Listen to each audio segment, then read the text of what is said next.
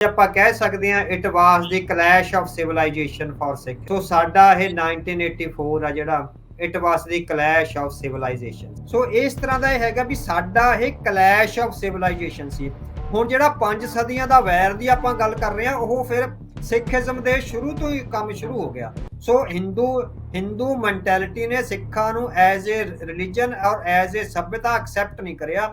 ਇਹਦੇ 1984 ਦੇ ਜਿਹੜੇ ਹਮਲੇ ਦੇ ਵਿਚਾਰਧਾਰਕ ਕਾਰਨ ਆ ਉਹ ਇਹਦੇ ਵਿੱਚ ਪਏ ਹੈਗੇ ਨੇ ਵੀ ਸਾਡਾ ਉਹ ਕਲੈਸ਼ ਆਫ ਸਿਵਲਾਈਜੇਸ਼ਨ ਸੀ। ਸਭਿਆ ਐਜ਼ ਏ ਸਿਵਲਾਈਜੇਸ਼ਨ ਐਕਸੈਪਟ ਨਹੀਂ ਕਰਿਆ ਤੇ ਉਸ ਸਿਵਲਾਈਜੇਸ਼ਨ ਦੇ ਜਿਹੜੇ ਸਿੰਬਲ ਸੀ ਅਕਾਲ ਤਖਤ ਸਾਹਿਬ, ਜਿਹੜਾ ਦਰਬਾਰ ਸਾਹਿਬ ਸਾਡੀ ਸਪਿਰਿਚੁਅਲਿਟੀ ਦਾ ਸਿੰਬਲ ਆ ਤੇ ਸ਼੍ਰੀ ਅਕਾਲ ਤਖਤ ਸਾਹਿਬ ਸਾਡੀ ਪ੍ਰਭੂ ਸੱਤਾ ਦਾ ਸਿੰਬਲ ਆ। ਇਹ ਗੱਲ ਮੰਨਣ ਨੂੰ ਹੀ ਤਿਆਰ ਨਹੀਂ ਸੀਗੇ ਵੀ ਸਟੇਟ ਵਿਦਿਨ ਸਟੇਟ ਆ ਜਿਹੜੇ ਸਿੱਖ ਕ੍ਰੀਏਟ ਕਰੀ ਬੈਠੇ ਹੈਗੇ ਆ ਵੀ ਉਹ ਜਿਹੜੇ ਉਹਦੇ ਸਿੰਬਲ ਆ ਸਾਡੀ ਯੂਨੀਕ ਆਇਡੈਂਟੀਟੀ ਦੇ, ਕਿਸੇ ਹੋਰ ਤੇ ਨਹੀਂ ਹੋ ਗਿਆ, ਭੋਜਪੁਰੀਆਂ ਤੇ ਨਹੀਂ ਹੋ ਗਿਆ, ਮਿਥਾਲੀਆਂ ਤੇ ਨਹੀਂ ਹੋ ਗਿਆ, ਤਮਿਲਨਾਡੂ ਵਾਲਿਆਂ ਤੇ ਨਹੀਂ ਹੋ ਗਿਆ।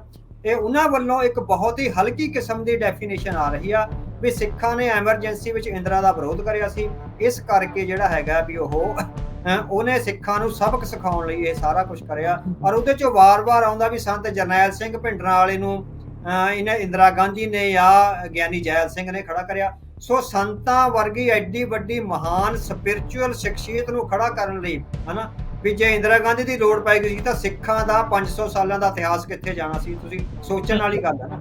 ਕੌਮ ਦੀਆਂ ਲੱਤਾਂ ਵਿੱਚ ਆਪ ਭਾਰ ਨਹੀਂ ਹੈਗਾ, ਕੌਮ ਦੀਆਂ ਲੱਤਾਂ ਆਪ ਭਾਰ ਨਹੀਂ ਚੱਲਦੀਆਂ ਤਾਂ ਕੋਈ ਵੱਖਰਾ ਮੁਲਕ ਉਹਨਾਂ ਨੂੰ ਜਿਸ ਤਰ੍ਹਾਂ ਆਜ਼ਾਦੀ ਲੈ ਕੇ ਨਹੀਂ ਦੇ ਸਕਦਾ। ਜ਼ਿਆਦਾ ਕਾਪੀ ਰੇ ਸੇ ਇੱਕ ਮਿਲਟਰੀ ਦਾ ਪਰਸਨ ਆਇਆ ਮੋਟਰਸਾਈਕਲ ਤੇ, ਉਹਨੇ ਸਾਨੂੰ ਇੱਕ ਲੈਟਰ ਡਿਲੀਵਰ ਕਰੀ ਜਿਹੜੀ ਕਿ ਡੀਸੀ ਨੂੰ ਡਿਲੀਵਰ ਹੋਣੀ ਸੀ, ਸਾਨੂੰ ਦੋਹਾਂ ਨੂੰ ਡਿਲੀਵਰ ਕਰੀ। ਔਰ ਉਹਦੇ ਵਿੱਚ ਦੱਸਿਆ ਗਿਆ ਵੀ ਜਨਰਲ ਕੁਲਦੀਪ ਸਿੰਘ ਬਰਾੜ ਆ ਜਿਹੜਾ ਇੱਥੇ ਆ ਰਿਹਾ ਹੈਗਾ, ਕਿਉਂਕਿ ਜਿਹੜੀ ਫੌਜ ਆਉਂਦੀ ਹੋਗੀ ਆ ਟੈਕਨੀਕਲੀ ਫੌਜ ਆ ਜਿਹੜੀ ਆਪਣੇ ਤੌਰ ਤੇ ਨਹੀਂ ਆਉਂਦੀ, to help the civil authority ਹੁੰਦੀ ਆ। ਹਾਂਜੀ, ਉਹ ਲੈਟਰ ਹੁੰਦਾ ਵੀ ਸਿਵਲ ਅਥਾਰਟੀ ਦੀ ਹੈਲਪ ਲਈ ਤਾਂ ਕਿ ਕੁਝ ਘਟਨਾ ਨਾ ਹੋ ਜਾਏ, ਉਹ ਆਉਂਦੀ ਹੈਗੀ ਆ। ਤੇ ਗੁਰਦੇਵ ਸਿੰਘ ਦੀ ਟਿੱਪਣੀ ਸੀ ਉਦੋਂ, ਕਹਿੰਦਾ ਯਾਰ ਮੈਂ ਤਾਂ ਬੁਲਾਇਆ ਹੀ ਨਹੀਂ ਫੌਜ ਨੂੰ। ਜਿਹੜਾ ਇੰਟੈਲੀਜੈਂਸ ਬਿਊਰੋ ਦਾ ਚੀਫ ਆ ਉਹ ਹੈਗਾ ਮਿਸਟਰ ਕਪੂਰ ਹੈਗਾ ਪੰਜਾਬੀ ਹਿੰਦੂ। ਸੋ ਇੰਦਰਾ ਗਾਂਧੀ ਨੂੰ ਇੰਟੈਲੀਜੈਂਸ ਬਿਊਰੋ ਦੇ ਚੀਫ ਪੰਜਾਬੀ ਹਿੰਦੂ ਤੋਂ ਵੀ ਡਰ ਲੱਗਦਾ ਸੀ ਕਿਤੇ ਇਹ ਭਿੰਡਰਾਂ ਵਾਲੇ ਦਾ ਚੇਲਾ ਨਾ। ਜੂਨ ਦੇ ਅਖੀਰ ਤੱਕ ਸਿਆਕਾ ਨੀਲਾ ਤਾਰਾ ਫਿਨਿਸ਼ ਹੋ ਜਾਂਦਾ ਹੈ। ਉਹ ਤੋਂ ਬਾਅਦ ਜੁਲਾਈ ਦੇ ਪਹਿਲੇ ਹਫਤੇ ਕਿਰਪਾਲ ਸਿੰਘ ਢਿੱਲੋਂ ਜਿਹੜੇ ਇੱਕ ਵਿਦਵਾਨ ਸੱਜਣ ਨੇ, director general of police Punjab ਦੇ ਲੱਗਦੇ ਆ ਕਿਰਪਾਲ ਸਿੰਘ ਢਿੱਲੋਂ, ਔਰ ਇੰਦਰਾ ਗਾਂਧੀ ਉਹਨਾਂ ਨੂੰ ਚੂਜ਼ ਕਰਕੇ ਲਿਆਉਂਦੀ ਆ ਵੀ ਅਸੀਂ ਤੈਨੂੰ ਪੰਜਾਬ ਪੁਲਿਸ ਦਾ ਡਾਇਰੈਕਟਰ ਜਨਰਲ ਲਾਉਣਾ, ਤੂੰ ਜਾ ਕੇ ਪੰਜਾਬ ਨੂੰ ਸੰਭਾਲਣਾ। ਕਿਰਪਾਲ ਸਿੰਘ ਢਿੱਲੋਂ ਨੇ ਆਪਣੀ ਕਿਤਾਬ 'ਚ ਲਿਖਿਆ, ਈਵਨ ਰਮੇਸ਼ਿੰਦਰ ਸਿੰਘ ਨੇ ਵੀ ਲਿਖਿਆ ਵੀ ਸੰਤ ਜਰਨੈਲ ਸਿੰਘ ਆਖਰੀ ਮੌਕੇ ਤੱਕ ਆ ਜਿਹੜੇ ਉਹ ਗੱਲਬਾਤ ਲਈ ਤਿਆਰ ਸੀ। ਤੇ ਪੱਤਰਕਾਰ ਜਗਤਾਰ ਸਿੰਘ ਦੀ ਕਿਤਾਬ ਹੈਗੀ ਆ ਖਾਲਿਸਤਾਨ ਸਟਰਗਲ ਏ ਨਾਨ ਮੂਵਮੈਂਟ, ਉਹਦੇ ਵਿੱਚ ਉਹਨਾਂ ਨੇ ਲਿਖਿਆ, ਹਾਲਾਂਕਿ ਉਹ ਕਹਿੰਦਾ ਮੈਂ ਕਮਿਊਨਿਸਟ ਵਿਚਾਰਧਾਰਾ ਤੋਂ ਪ੍ਰਭਾਵਿਤ ਹੈਗਾ, ਕਹਿੰਦਾ ਮੈਂ 25 ਮਈ ਨੂੰ ਸੰਤ ਜੀ ਨੂੰ ਆਖਰੀ ਵਾਰ ਮਿਲਿਆ ਔਰ ਸੰਤ ਨੇ ਉਦੋਂ ਵੀ ਮੈਨੂੰ ਕਿਹਾ ਵੀ ਮੇਰਾ ਮੈਂ ਮੋਰਚਾ ਮੈਂ ਨਹੀਂ ਲਾਇਆ ਹੋਇਆ, ਮੋਰਚਾ ਅਕਾਲੀ ਦਲ ਨੇ ਲਾਇਆ ਹੋਇਆ, ਸਰਕਾਰ ਅਕਾਲੀ ਦਲ ਨਾਲ ਹੀ ਕੋਈ ਰਿਸਪੈਕਟਫੁਲ ਜਿਹੜਾ ਸਮਝੌਤਾ ਕਰ ਲਵੇ, ਮੇਰਾ ਕੋਈ ਚੱਕਰ ਨਹੀਂ ਹੈਗਾ। ਜਦੋਂ ਦੁਸ਼ਮਣ ਡਿਫਾਈਨ ਕਰੂਗਾ ਸੋ ਇਹੀ ਗੱਲਾਂ ਆਉਣਗੀਆਂ ਵੀ ਤੁਹਾਨੂੰ ਹਥਿਆਰਾਂ ਦੀ ਲੋੜ ਨਹੀਂ। ਸਿੱਖੀ ਵਿੱਚ ਕਦੇ ਵੀ ਹਥਿਆਰਾਂ ਦੀ, ਜਿਹੜੀ ਕੌਮ ਹਥਿਆਰਾਂ ਚੋਂ ਹੀ ਪੈਦਾ ਹੋਈ ਆ 1699 ਦੀ ਵਿਸਾਖੀ, ਉਹਨੂੰ ਕਿੱਦਾਂ ਕਿਹਾ ਜਾ ਸਕਦਾ ਵੀ ਉਹਦੇ ਲਈ ਹਥਿਆਰਾਂ ਦੀ ਲੋੜ ਨਹੀਂ। ਇੱਥੇ ਅਸੀਂ ਬੇਕਿਰਕ ਹਿੰਸਾ ਦੀ ਵਿਰੋਧਤਾ ਕਰਦੇ ਹਾਂ। ਦਾ ਜਜ਼ਬਾ ਵੱਖਰੇ ਵੱਖਰੇ ਰੂਪਾਂ ਵਿੱਚ ਪ੍ਰਗਟ ਹੁੰਦਾ।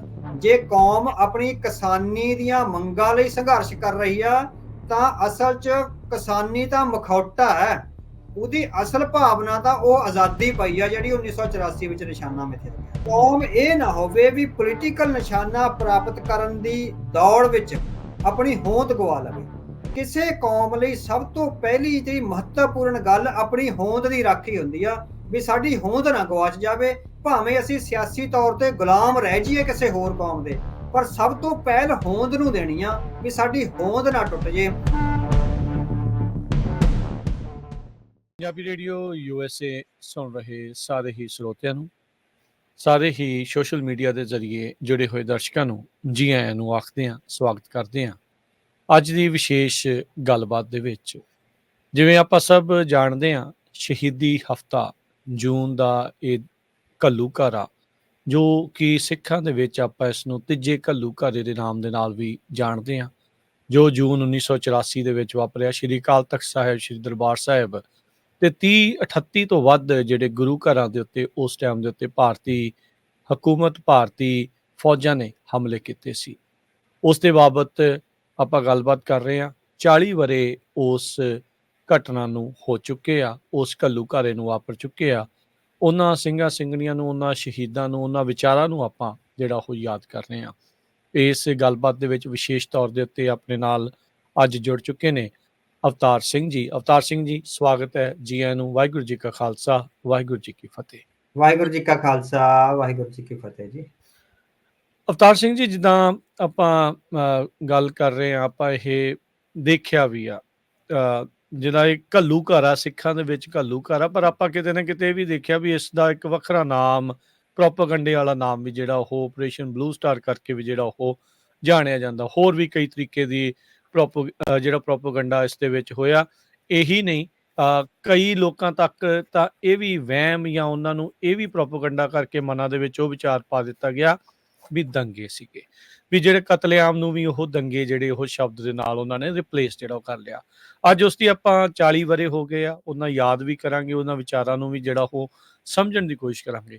ਸ਼ੁਰੂਆਤ ਆਪਾਂ ਇਸੇ ਗੱਲ ਤੋਂ ਕਰ ਲੈਂਦੇ ਹਾਂ ਵੀ ਜਿਹੜਾ ਜੂਨ 1984 ਦੇ ਵਿੱਚ ਭਾਰਤੀ ਫੌਜਾਂ ਦੇ ਦੁਆਰਾ ਸ਼੍ਰੀ ਅਕਾਲ ਤਖਤ ਸਾਹਿਬ ਦੇ ਉੱਤੇ ਜਿਹੜਾ ਫੌਜੀ ਹਮਲਾ ਹੋਇਆ ਸੀ, ਉਸ ਦੇ ਵਿਚਾਰਧਾਰਕ ਜਿਹੜੇ ਕਾਰਨ ਕੀ ਸਨ, ਜੇ ਆਪਾਂ ਵਿਚਾਰ ਤੋਂ ਸ਼ੁਰੂਆਤ ਕਰੀਏ। ਹਾਂਜੀ ਹਾਂਜੀ, ਸੋ ਕਾਫੀ ਅਹਿਮ ਸਵਾਲ ਹੈ ਤੁਹਾਡਾ। ਪਹਿਲੇ ਸਵਾਲ ਕਾਫੀ ਅਹਿਮ ਆ ਜਾਂਦਾ ਹੈਗਾ। ਸੋ ਹੁਣ ਜਦੋਂ ਆਪਾਂ 40 ਸਾਲ ਦਾ ਇੱਕ ਵੱਡਾ ਲੰਮਾ ਸਮਾਂ ਲੰਘ ਆਏ ਹੋਏ ਆ, ਸੋ 40 ਸਾਲਾਂ ਦੌਰਾਨ ਬਹੁਤ ਕੁਝ ਅਸੀਂ ਅਨਫੋਲਡ ਹੁੰਦਾ ਦੇਖਿਆ, ਹਿਸਟੋਰੀਕਲੀ, ਸਿੱਖ ਪਰਸਪੈਕਟਿਵ ਤੋਂ ਤੇ ਇੰਡੀਅਨ ਸਟੇਟ ਦੇ ਪਰਸਪੈਕਟਿਵ ਤੋਂ। ਜਦੋਂ ਹੁਣ ਇਹ ਡੈਫੀਨੇਸ਼ਨ ਜਿਹੜੀ ਤੁਸੀਂ 40 ਸਾਲਾਂ ਤੋਂ ਬਾਅਦ ਪੁੱਛ ਰਹੇ ਆ, ਜੇ ਤਾਂ ਆਪਾਂ ਸਿਰਫ ਅਖਬਾਰਾਂ ਦੀ ਦੁਨੀਆ 'ਚ ਰਹਿੰਦੇ ਆ ਤੇ ਮੈਗਜ਼ੀਨਾਂ ਦੀ ਦੁਨੀਆ 'ਚ ਰਹਿੰਦੇ ਆ, ਤਾਂ ਉਹੀ ਘਸੀਆਂ ਪੇਟੀਆਂ ਜਿਹੜੀਆਂ ਡੈਫੀਨੇਸ਼ਨਸ ਆਪਾਂ ਦੇ ਸਕਦੇ ਹਾਂ ਵੀ ਇੰਦਰਾ ਗਾਂਧੀ ਦਾ ਕਲੈਸ਼ ਸੀ, ਉਹਨੇ ਐਮਰਜੈਂਸੀ ਦਾ ਬਦਲਾ ਲਿਆ, ਜਾਂ ਸੰਤ ਭਿੰਡਰਾਂ ਵਾਲੇ ਨੂੰ ਗਿਆਨੀ ਜੈਲ ਸਿੰਘ ਨੇ ਖੜਾ ਕਰਿਆ, ਜਾਂ ਜੋ ਵੀ ਦਕਿਆਨੂਸੀ ਬਹੁਤ ਹੀ ਹਲਕੇ ਪੱਧਰ ਦੀਆਂ ਜਿਹੜੀਆਂ ਵਿਚਾਰਧਾਰਕ ਤੌਰ ਤੇ ਕਿਤੇ ਵੀ ਠਹਿਰ ਨਹੀਂ ਪਾਉਂਦੀਆਂ ਨਾ, ਉਹ ਜਿਹੜੀਆਂ ਇੱਕ ਵਿਚਾਰ ਆ ਲਗਾਤਾਰ ਤੁਰ, ਔਰ ਉਹੀ ਸਾਡੇ ਤੇ ਬੰਬਾਰਡਮੈਂਟ ਹੋ ਰਹੀ ਹੈਗੀ ਹੈ ਨਾ।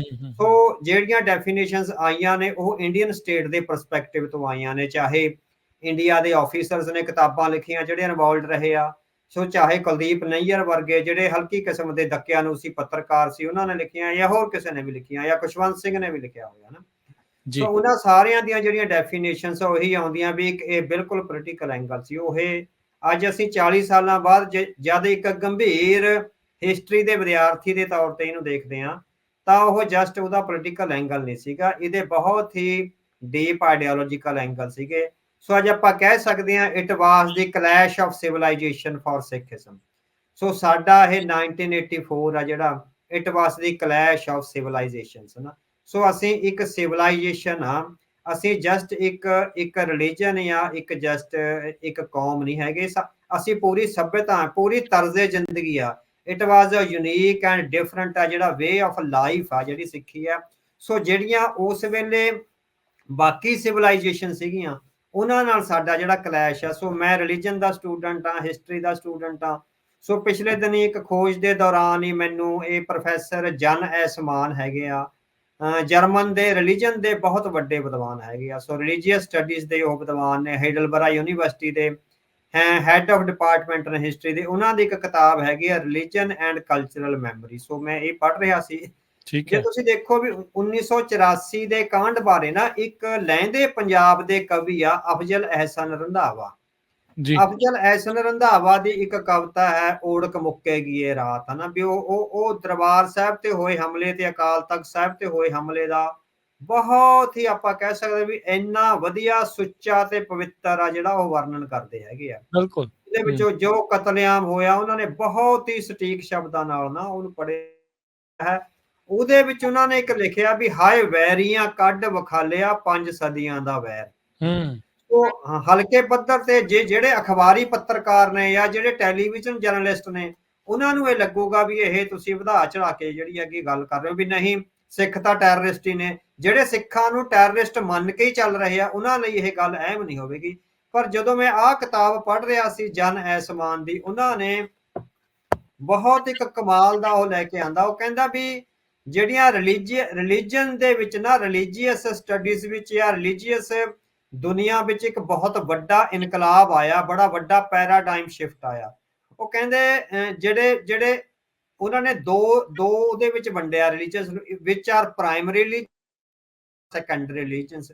ਉਹ ਕਹਿੰਦੇ ਜਿਹੜੇ ਪ੍ਰਾਇਮਰੀ ਰਿਲੀਜਨ ਸੀਗੇ ਉਹ ਸਿਰਫ ਟ੍ਰੈਡੀਸ਼ਨ ਦੇ ਆਧਾਰਿਤ ਸੀ, ਵੀ ਉਹ ਉਹਨਾਂ ਦੀਆਂ ਓਰਲ ਟ੍ਰੈਡੀਸ਼ਨ ਸੀ, ਜਿਹੜੇ ਜਿਸ ਤਰ੍ਹਾਂ ਕੋਈ ਪੰਡਤ ਨੇ ਜਾਂ ਕੋਈ ਧਾਰਮਿਕ ਰਹਿਬਰ ਨੇ ਉਹਨਾਂ ਦੇ, ਉਹ ਇੱਕ ਤਰ੍ਹਾਂ ਨਾਲ ਉਹ ਮੂੰਹ ਜ਼ਬਾਨੀ ਆ ਜਿਹੜੀਆਂ ਟ੍ਰੈਡੀਸ਼ਨਸ ਜਾਂ ਰਿਚੁਅਲਸ ਨੂੰ ਲਈ ਜਾਂਦੇ ਸੀ, ਉਹਨਾਂ ਦਾ ਕੋਈ ਆਧਾਰ ਢਾਂਚਾ ਨਹੀਂ ਸੀ, ਕੋਈ ਰਿਲੀਜੀਅਸ ਟੈਕਸਟ ਹੈ ਨਹੀਂ ਸੀ, ਜਿੱਦਾਂ ਸ਼੍ਰੀ ਗੁਰੂ ਗ੍ਰੰਥ ਸਾਹਿਬ ਆ ਨਾ ਰਿਲੀਜੀਅਸ ਟੈਕਸਟ, ਤੇ ਉਸ ਤਰ੍ਹਾਂ ਦਾ ਉਹ ਕਹਿੰਦੇ ਵੀ ਬਸ ਉਹਦੇ ਵਿੱਚ ਉਹ ਕਹਿੰਦੇ ਵੀ ਜਿਹੜੇ ਉਹ ਧਰਮ ਹੈਗੇ ਆ ਉਹ ਧਰਮ ਲੁਕਾਉਂਦੇ ਜ਼ਿਆਦਾ ਸੀਗੇ, ਦੱਸਦੇ ਘੱਟ ਸੀ।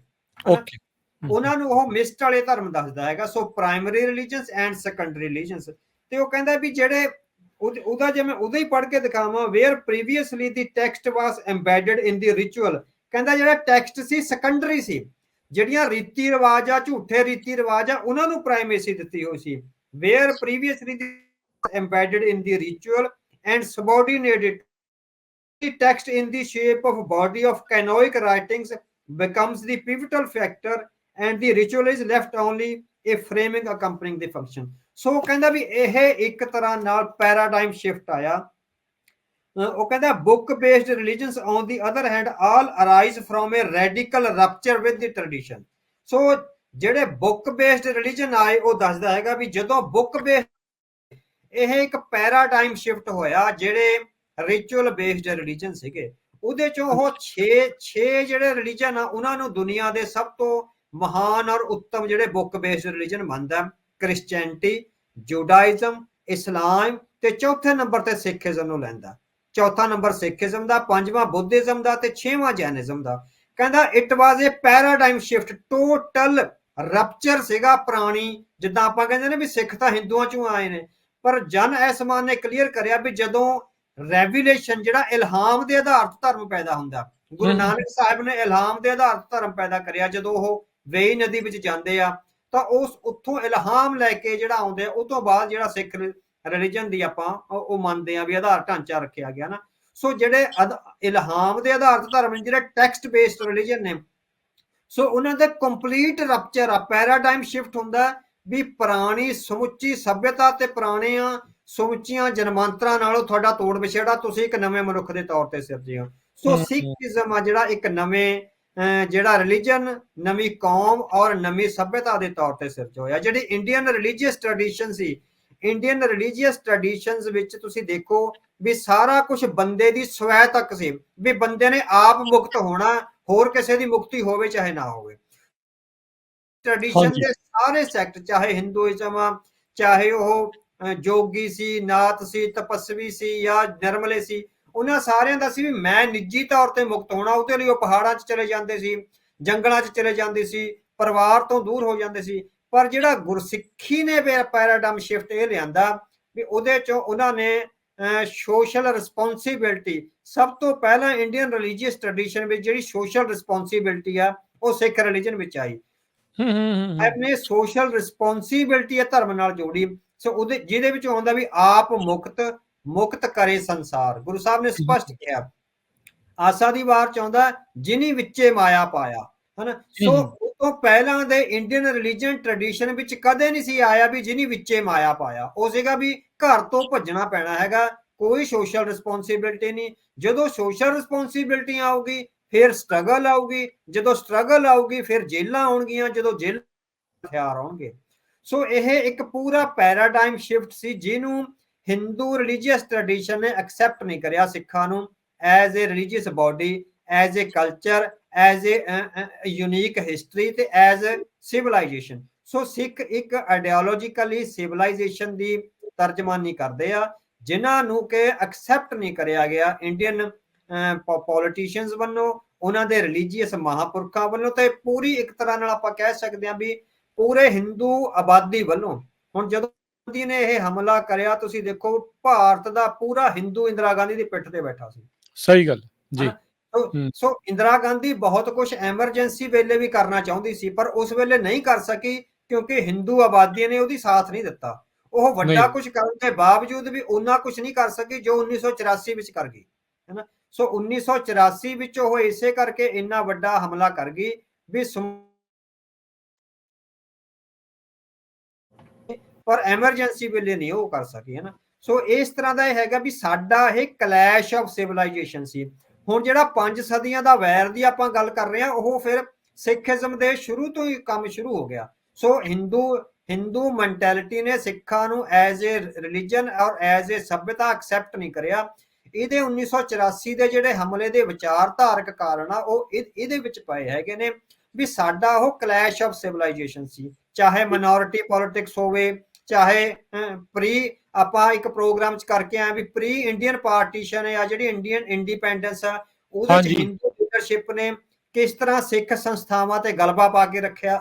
ਈਵਨ ਸਿੱਖਾਂ ਦੀ ਜਿਹੜੀ ਗੁਰਦੁਆਰਾ ਸੁਧਾਰ ਲਹਿਰ ਸੀ ਉਹਨੂੰ ਵੀ ਹਿੰਦੂ ਲੀਡਰਸ਼ਿਪ ਆ ਜਿਹੜੀ ਚਲਾਉਂਦੀ ਰਹੀ। ਸੋ ਪੂਰੀ ਤਰ੍ਹਾਂ ਉਹ ਇਹ ਗੱਲ ਐਕਸੈਪਟ ਨਹੀਂ ਸੀ ਕਰ ਸਕਦੇ ਵੀ ਕੋਈ ਯੂਨੀਕ ਰਿਲੀਜਨ ਆ ਜਿਹੜਾ ਹਿਊਮੈਨਿਟੀ ਦੀਆਂ ਟ੍ਰੈਡੀਸ਼ਨਸ ਨੂੰ ਤੇ ਹਿਊਮੈਨਿਟੀ ਦੀਆਂ ਜਿਹੜੀਆਂ ਸੁਪਰਫੀਸ਼ੀਅਲ ਐਂਡ ਜਿਹੜੀਆਂ ਸਪਿਰਿਚੁਅਲ ਵੈਲਿਊਜ਼ ਆ ਉਹਨਾਂ ਨੂੰ ਲੈ ਕੇ ਆਵੇ। ਸੋ ਸਾਡਾ ਇਹ ਕਲੈਸ਼ ਆਫ ਸਿਵਲਾਈਜੇਸ਼ਨ ਸੀ। ਆਪਾਂ ਅਖਬਾਰਾਂ ਦੀ ਦੁਨੀਆ ਤੋਂ, ਮੈਗਜ਼ੀਨਾਂ ਦੀ ਤੇ ਟੈਲੀਵਿਜ਼ਨ ਚੈਨਲਾਂ ਦੀ ਦੁਨੀਆ ਤੋਂ ਬਾਹਰ ਨਿਕਲ ਕੇ ਜਦੋਂ 40 ਸਾਲਾਂ ਤੋਂ ਬਾਅਦ ਇੱਕ ਗੰਭੀਰ ਅਧਿਐਨ ਕਰਦੇ ਆ ਐਜ਼ ਏ ਸਿੱਖ, ਕਿਉਂਕਿ ਅਸੀਂ ਕਾਰਾਂ ਦੀ ਡੈਫੀਨੇਸ਼ਨ ਤੇ ਨਹੀਂ ਜਾਣਾ। ਸੋ we cannot allow anybody to define ourselves। ਸਾਨੂੰ ਕੋਈ ਵੀ ਡਿਫਾਈਨ ਨਹੀਂ ਕਰ ਸਕਦਾ ਜੀ। ਸੋ ਜਿਹੜੀ ਕੌਮ ਆਪਣੇ ਆਪ ਨੂੰ ਡਿਫਾਈਨ ਨਹੀਂ ਕਰ ਸਕਦੀ, ਫਿਰ ਜੇ ਦੁਸ਼ਮਣ ਡਿਫਾਈਨ ਕਰੂਗਾ ਉਹਨੂੰ ਤਾਂ ਦੁਸ਼ਮਣ ਇਸ ਤਰ੍ਹਾਂ ਦੀਆਂ ਜਿਹੜੀਆਂ ਘਟੀਆ ਦਕਿਆਨੁਸੀਆ ਜਿਹੜੀਆਂ ਡੈਫੀਨੇਸ਼ਨਸ ਲੈ ਕੇ ਆਊਗਾ। ਸੋ 1984 ਦੇ ਹਮਲੇ ਦੇ ਵਿਚਾਰਧਾਰਕ ਕਾਰਨ ਹੀ ਇਹ ਹੈ ਵੀ ਉਹਨਾਂ ਨੇ ਸਾਨੂੰ ਐਜ਼ ਏ ਸਿਵਲਾਈਜੇਸ਼ਨ ਐਕਸੈਪਟ ਨਹੀਂ ਕਰਿਆ। ਤੇ ਉਸ ਸਿਵਲਾਈਜੇਸ਼ਨ ਦੇ ਜਿਹੜੇ ਸਿੰਬਲ ਸੀ ਅਕਾਲ ਤਖਤ ਸਾਹਿਬ, ਜਿਹੜਾ ਦਰਬਾਰ ਸਾਹਿਬ ਸਾਡੀ ਸਪਿਰਿਚੁਅਲਿਟੀ ਦਾ ਸਿੰਬਲ ਆ ਤੇ ਸ਼੍ਰੀ ਅਕਾਲ ਤਖਤ ਸਾਹਿਬ ਸਾਡੀ ਪ੍ਰਭੂ ਸੱਤਾ ਦਾ ਸਿੰਬਲ ਆ। ਇਹ ਗੱਲ ਮੰਨਣ ਨੂੰ ਵੀ ਤਿਆਰ ਨਹੀਂ ਸੀਗੇ ਵੀ ਸਟੇਟ ਵਿਦਿਨ ਸਟੇਟ ਆ ਜਿਹੜੇ ਸਿੱਖ ਕ੍ਰੀਏਟ ਕਰੀ ਬੈਠੇ ਹੈਗੇ ਆ ਵੀ ਉਹ ਜਿਹੜੇ ਉਹਦੇ ਸਿੰਬਲ ਆ ਸਾਡੀ ਯੂਨੀਕ ਆਇਡੈਂਟੀਟੀ ਦੇ, ਕਿਸੇ ਹੋਰ ਤੇ ਨਹੀਂ ਹੋ ਗਿਆ, ਭੋਜਪੁਰੀਆਂ ਤੇ ਨਹੀਂ ਹੋ ਗਿਆ, ਮਿਥਾਲੀਆਂ ਤੇ ਨਹੀਂ ਹੋ ਗਿਆ, ਤਮਿਲਨਾਡੂ ਵਾਲਿਆਂ ਤੇ ਨਹੀਂ ਹੋ ਗਿਆ।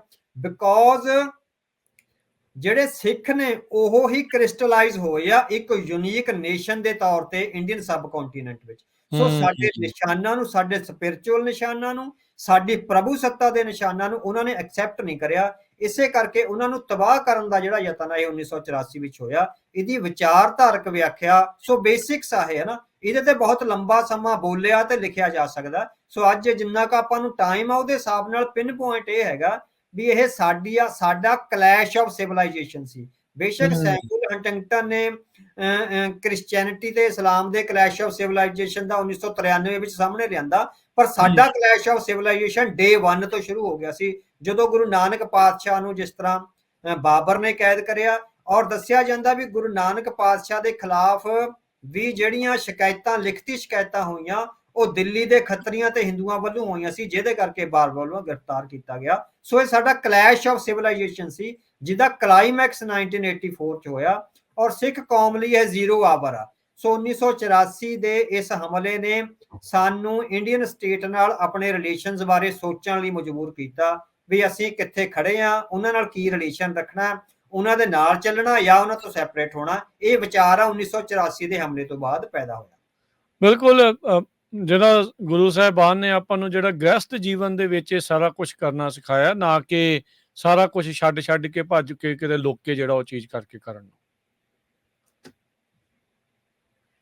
ਜੀ ਤੇ ਅਵਤਾਰ ਸਿੰਘ ਜੀ, ਇਸ ਦੇ ਵਿੱਚ ਆਪਾਂ ਅੱਗੇ ਵਧੀਏ ਇਸ ਵਿਚਾਰਧਾਰਕ ਜਿਸ ਦਾ ਤੁਸੀਂ ਹੁਣ ਕਲੀਅਰਲੀ ਮੈਂਸ਼ਨ ਜਿੱਦਾਂ ਕੀਤਾ ਵੀ ਇਹ ਜਿਹੜਾ 5 ਸਦੀਆਂ ਦਾ ਵੈਰ ਤੇ ਉਹ ਸਾਰੀਆਂ ਚੀਜ਼ਾਂ ਆਪਣੇ ਸਾਹਮਣੇ ਆਉਂਦੀਆਂ ਵੀ ਕਿਉਂ ਇਹਨਾਂ ਨੂੰ ਇਹ ਵਿਚਾਰਧਾਰਕ ਜਿਹੜੀ ਚੀਜ਼ ਆ ਪਸੰਦ ਨਹੀਂ ਸੀ ਤੇ ਇਹ ਸਿੱਖਾਂ ਦੇ ਲਈ ਇਹ ਜ਼ੀਰੋ ਆਵਰ ਆਇਆ।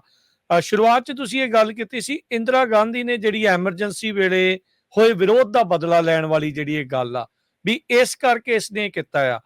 ਇੱਕ ਇਸ ਗੱਲ 'ਚ ਅਸਲ 'ਚ ਕਿੰਨੀ ਕੁ ਸੱਚਾਈ ਆ ਤੇ ਜੇ ਹੈ ਤਾਂ ਕੀ ਅਸਲ ਸੱਚਾਈ ਕੀ ਸੀ ਕਰਨ ਦਾ, ਇਹਦੇ ਪਿੱਛੇ ਮਕਸਦ ਫਿਰ ਕੀ ਸੀ?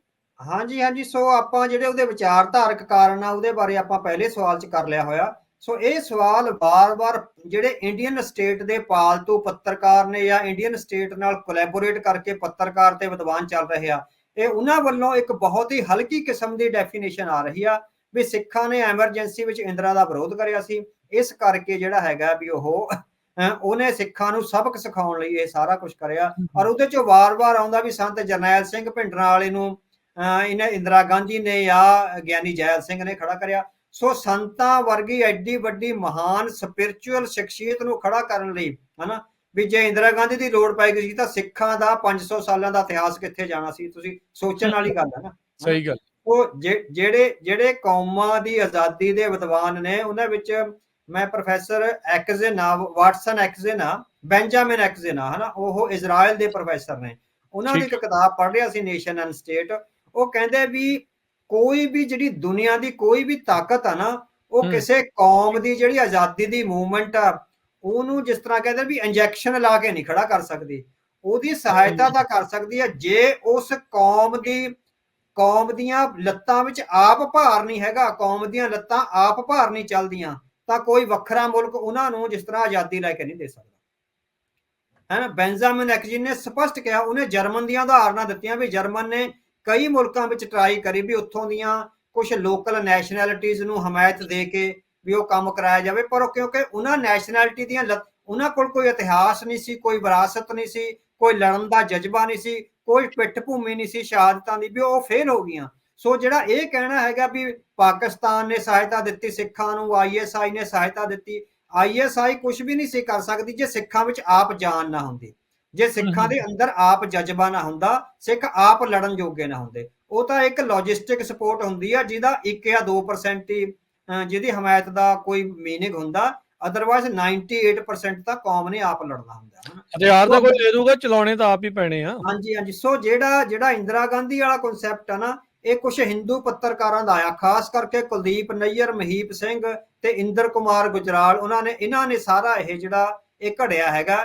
ਸੋ ਹੁਣ ਜਦੋਂ ਆਪਾਂ ਇਹ ਗੱਲਾਂ ਕਰਦੇ ਹਾਂ ਕਿ ਹੁਣ ਜਦੋਂ 40 ਸਾਲਾਂ ਬਾਅਦ ਆਪਾਂ ਇਹ ਚੀਜ਼ਾਂ ਦੇਖਦੇ ਹਾਂ ਤਾਂ ਸਾਡੇ ਸਾਹਮਣੇ ਬਹੁਤ ਸਾਰੀਆਂ ਕਿਤਾਬਾਂ ਨੇ। ਸੋ ਸਾਡੇ ਕੋਲ ਇਸ ਵੇਲੇ ਪਈ ਆ ਟਰਮੋਇਲ ਇਨ ਪੰਜਾਬ ਆ, ਰਮੇਸ਼ਿੰਦਰ ਸਿੰਘ ਜਿਹੜੇ ਅੰਮ੍ਰਿਤਸਰ ਦੇ DC ਆ ਲਾਏ ਜਾਂਦੇ ਹੈਗੇ, ਹਨਾ। ਸੋ 1984 ਵਾਲੇ ਦਿਨ 1 ਤਰੀਕ ਨੂੰ ਉਹਨਾਂ ਨੂੰ DC ਲਾਇਆ, ਕਿਉਂਕਿ ਸਰਦਾਰ ਗੁਰਦੇਵ ਸਿੰਘ ਜਿਹੜੇ ਤਤਕਾਲੀ IAS ਆਫੀਸਰ ਆ, ਉਹਨਾਂ ਨੂੰ ਜਦੋਂ ਕੁਝ ਕੰਸੋਲ ਲੱਗੀ, ਹਾਲਾਂਕਿ ਉਹਨਾਂ ਨੂੰ ਵੀ ਪੂਰਾ ਨਹੀਂ ਪਤਾ, ਆਪਾਂ ਅੱਗੇ ਜਾ ਕੇ ਗੱਲ ਕਰਦੇ ਹਾਂ, ਵੀ ਗੁਰਦੇਵ ਸਿੰਘ ਨੇ ਛੁੱਟੀ ਤੇ ਜਾਣ ਦਾ ਪ੍ਰਬੰਧ ਕਰ ਲਿਆ। ਸੋ ਰਮੇਸ਼ਿੰਦਰ ਸਿੰਘ ਦੀ ਕਿਤਾਬ ਮੇਰੇ ਸਾਹਮਣੇ ਪਾਈ ਆ, ਟਰਮੋਇਲ ਇਨ ਪੰਜਾਬ। ਸੋ ਉਹਦੇ ਵਿੱਚ ਉਹ ਗੱਲ ਕਰਦੇ ਆ ਵੀ ਜਦੋਂ ਮੈਨੂੰ 1 ਤਰੀਕ ਨੂੰ ਸ਼ਾਮ ਨੂੰ ਆਰਡਰ ਆਏ, ਵਾਸੂਦੇਵਾ ਸੀਗਾ ਪੰਜਾਬ ਦੇ ਚੀਫ ਸੈਕਟਰੀ।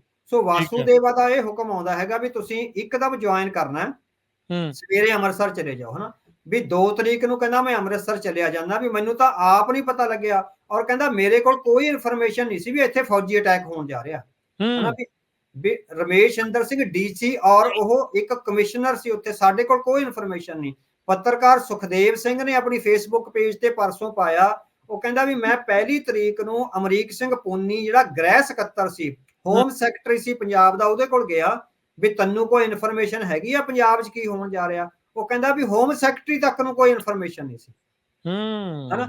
ਤੇ ਰਮੇਸ਼ਿੰਦਰ ਸਿੰਘ ਕਹਿੰਦਾ ਵੀ ਮੈਨੂੰ ਕੁਝ ਵੀ ਨਹੀਂ ਸੀ ਪਤਾ ਵੀ ਇਹ ਕੀ ਹੋਣ ਜਾ ਰਿਹਾ, ਵੀ ਮੈਨੂੰ ਕਾਹਤੋਂ ਉੱਥੇ ਭੇਜਿਆ ਜਾ ਰਿਹਾ।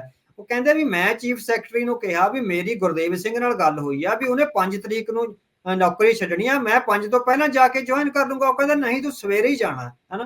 ਕਹਿੰਦਾ ਮੈਂ ਭੱਜਿਆ ਸਵੇਰੇ, ਮੈਂ ਗੁਰਦੇਵ ਸਿੰਘ ਨੂੰ ਮਿਲਿਆ, ਔਰ ਗੁਰਦੇਵ ਸਿੰਘ ਕਹਿੰਦਾ ਵੀ ਇੱਥੇ ਬਹੁਤ ਕੁਝ ਇਸ ਤਰ੍ਹਾਂ ਦਾ ਵਾਪਰਨ ਜਾ ਰਿਹਾ ਵੀ ਜਿਹਦੀਆਂ ਮੈਨੂੰ ਬਹੁਤ ਦਰਦਨਾਕ ਖਬਰਾਂ ਜੀਆਂ ਮਿਲ ਰਹੀਆਂ ਨੇ। ਕਹਿੰਦਾ ਉਸੇ ਦੌਰਾਨ ਹੀ ਮੇਰੇ ਉਹਦੇ ਰਿਲੀਵ ਤੇ ਮੇਰੇ ਜੁਆਇਨਿੰਗ ਦੇ ਮਾਮਲੇ 'ਚ ਉਦੋਂ ਹੀ ਅਸੀਂ ਉੱਥੇ ਬੈਠੇ ਚਾਹ ਦਾ ਕੱਪ ਪੀ ਰਹੇ ਸੀ, ਇੱਕ ਮਿਲਟਰੀ ਦਾ ਪਰਸਨ ਆਇਆ ਮੋਟਰਸਾਈਕਲ ਤੇ, ਉਹਨੇ ਸਾਨੂੰ ਇੱਕ ਲੈਟਰ ਡਿਲੀਵਰ ਕਰੀ ਜਿਹੜੀ ਕਿ DC ਨੂੰ ਡਿਲੀਵਰ ਹੋਣੀ ਸੀ, ਸਾਨੂੰ ਦੋਹਾਂ ਨੂੰ ਡਿਲੀਵਰ ਕਰੀ। ਔਰ ਉਹਦੇ ਵਿੱਚ ਦੱਸਿਆ ਗਿਆ ਵੀ ਜਨਰਲ ਕੁਲਦੀਪ ਸਿੰਘ ਬਰਾੜ ਆ ਜਿਹੜਾ ਇੱਥੇ ਆ ਰਿਹਾ ਹੈਗਾ, ਕਿਉਂਕਿ ਜਿਹੜੀ ਫੌਜ ਆਉਂਦੀ ਹੋਗੀ ਆ, ਟੈਕਨੀਕਲੀ ਫੌਜ ਆ ਜਿਹੜੀ ਆਪਣੇ ਤੌਰ ਤੇ ਨਹੀਂ ਆਉਂਦੀ, to help the civil authority ਹੁੰਦੀ ਆ। ਹਾਂਜੀ, ਉਹ ਲੈਟਰ ਹੁੰਦਾ ਵੀ ਸਿਵਲ ਅਥਾਰਟੀ ਦੀ ਹੈਲਪ ਲਈ ਤਾਂ ਕਿ ਕੁਝ ਘਟਨਾ ਨਾ ਹੋ ਜੇ, ਉਹ ਆਉਂਦੀ ਹੈਗੀ ਆ।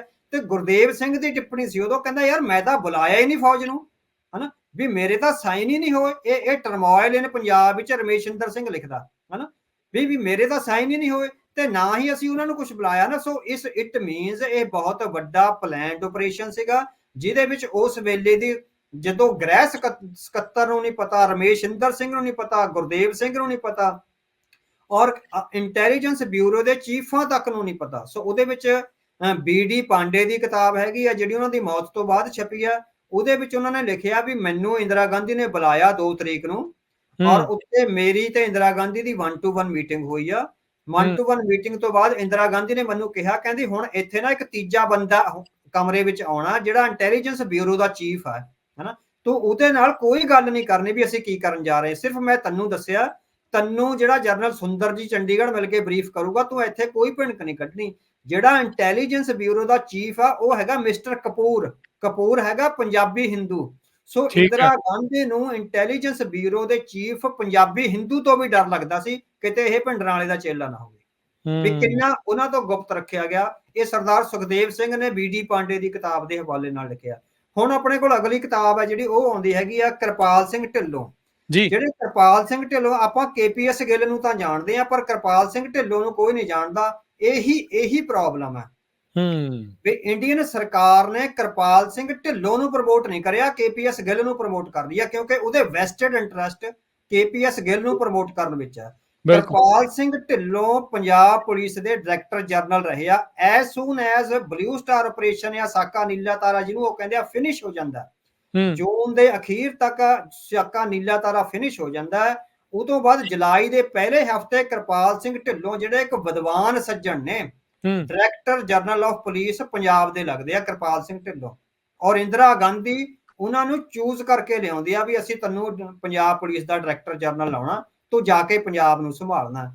ਉਹਦੀ ਕਿਤਾਬ ਹੈਗੀ ਆ ਆਇਡੈਂਟੀਟੀ ਐਂਡ ਸਰਵਾਈਵਲ, ਹਨਾ, ਜਿਹੜੀ ਉਹਨਾਂ ਨੇ ਸਾਰੀ ਸਿੱਖਾਂ ਦੇ ਹੱਕ ਵਿੱਚ ਲਿਖੀ ਆ। ਦੇਖੋ, ਪੰਜਾਬ ਪੁਲਿਸ ਦਾ ਡਾਇਰੈਕਟਰ ਜਨਰਲ ਬੰਦਾ ਰਿਹਾ ਹੋਵੇ ਔਰ ਉਹਨੇ ਪੂਰੀ ਸਿੱਖ ਸਮੱਸਿਆ ਨੂੰ ਇੱਕ ਵਿਦਵਾਨ ਦੇ ਤੌਰ ਤੇ ਸਮਝਿਆ ਹੋਵੇ, ਔਰ ਇਸ ਕਿਤਾਬ ਵਿੱਚ ਪੈਰ ਪੈਰ ਤੇ ਉਹ ਲਿਖਦਾ ਜਿਹੜੇ ਸਿੱਖਾਂ ਨਾਲ ਧੱਕੇ ਹੋਏ ਆ, ਚਾਹੇ ਪ੍ਰੀ ਪਾਰਟੀਸ਼ਨ ਸੀ, ਚਾਹੇ ਪੰਜਾਬੀ ਸੂਬਾ। ਉਹ ਕਹਿੰਦਾ ਵੀ ਪੰਜਾਬੀ ਸੂਬੇ ਵਿੱਚ ਜਿਸ ਤਰ੍ਹਾਂ ਖਦੇੜਿਆ ਗਿਆ ਸਿੱਖਾਂ ਨੂੰ, ਜਿਸ ਤਰ੍ਹਾਂ ਆਈਸੋਲੇਟ ਕੀਤਾ ਗਿਆ, ਤੇ ਮੁੜ ਕੇ ਜਿਸ ਤਰ੍ਹਾਂ ਹਿੰਦੂ ਮੈਜੋਰਿਟੀ ਨੇ ਪੰਜਾਬੀ ਗੁਰਮੁਖੀ ਲਿਪੀ ਤੋਂ ਮੂੰਹ ਮੋੜਿਆ ਔਰ ਉੱਥੇ ਆਪਣੀ ਵੱਖਰੀ ਸਿਆਸਤ ਚਲਾਉਣ ਦਾ ਯਤਨ ਕਰਿਆ ਸਿੱਖਾਂ ਦੇ ਗੜ੍ਹ ਵਿੱਚ। ਉਹ ਕਹਿੰਦਾ ਸਿੱਖਾਂ ਕੋਲ ਪੂਰੇ ਭਾਰਤ ਵਿੱਚ ਕੋਈ ਹੋਰ ਥਾਂ ਹਾਈ ਨਹੀਂ ਸੀ ਜਿੱਥੇ ਉਹ ਆਪਣੇ ਰਿਲੀਜਨ ਨੂੰ, ਆਪਣੀ ਪੋਲਿਟਿਕਸ ਨੂੰ ਤੇ ਆਪਣੇ ਈਥੋਸ ਨੂੰ ਮਾਣ ਨਾਲ ਪ੍ਰਗਟ ਕਰ ਸਕਣ।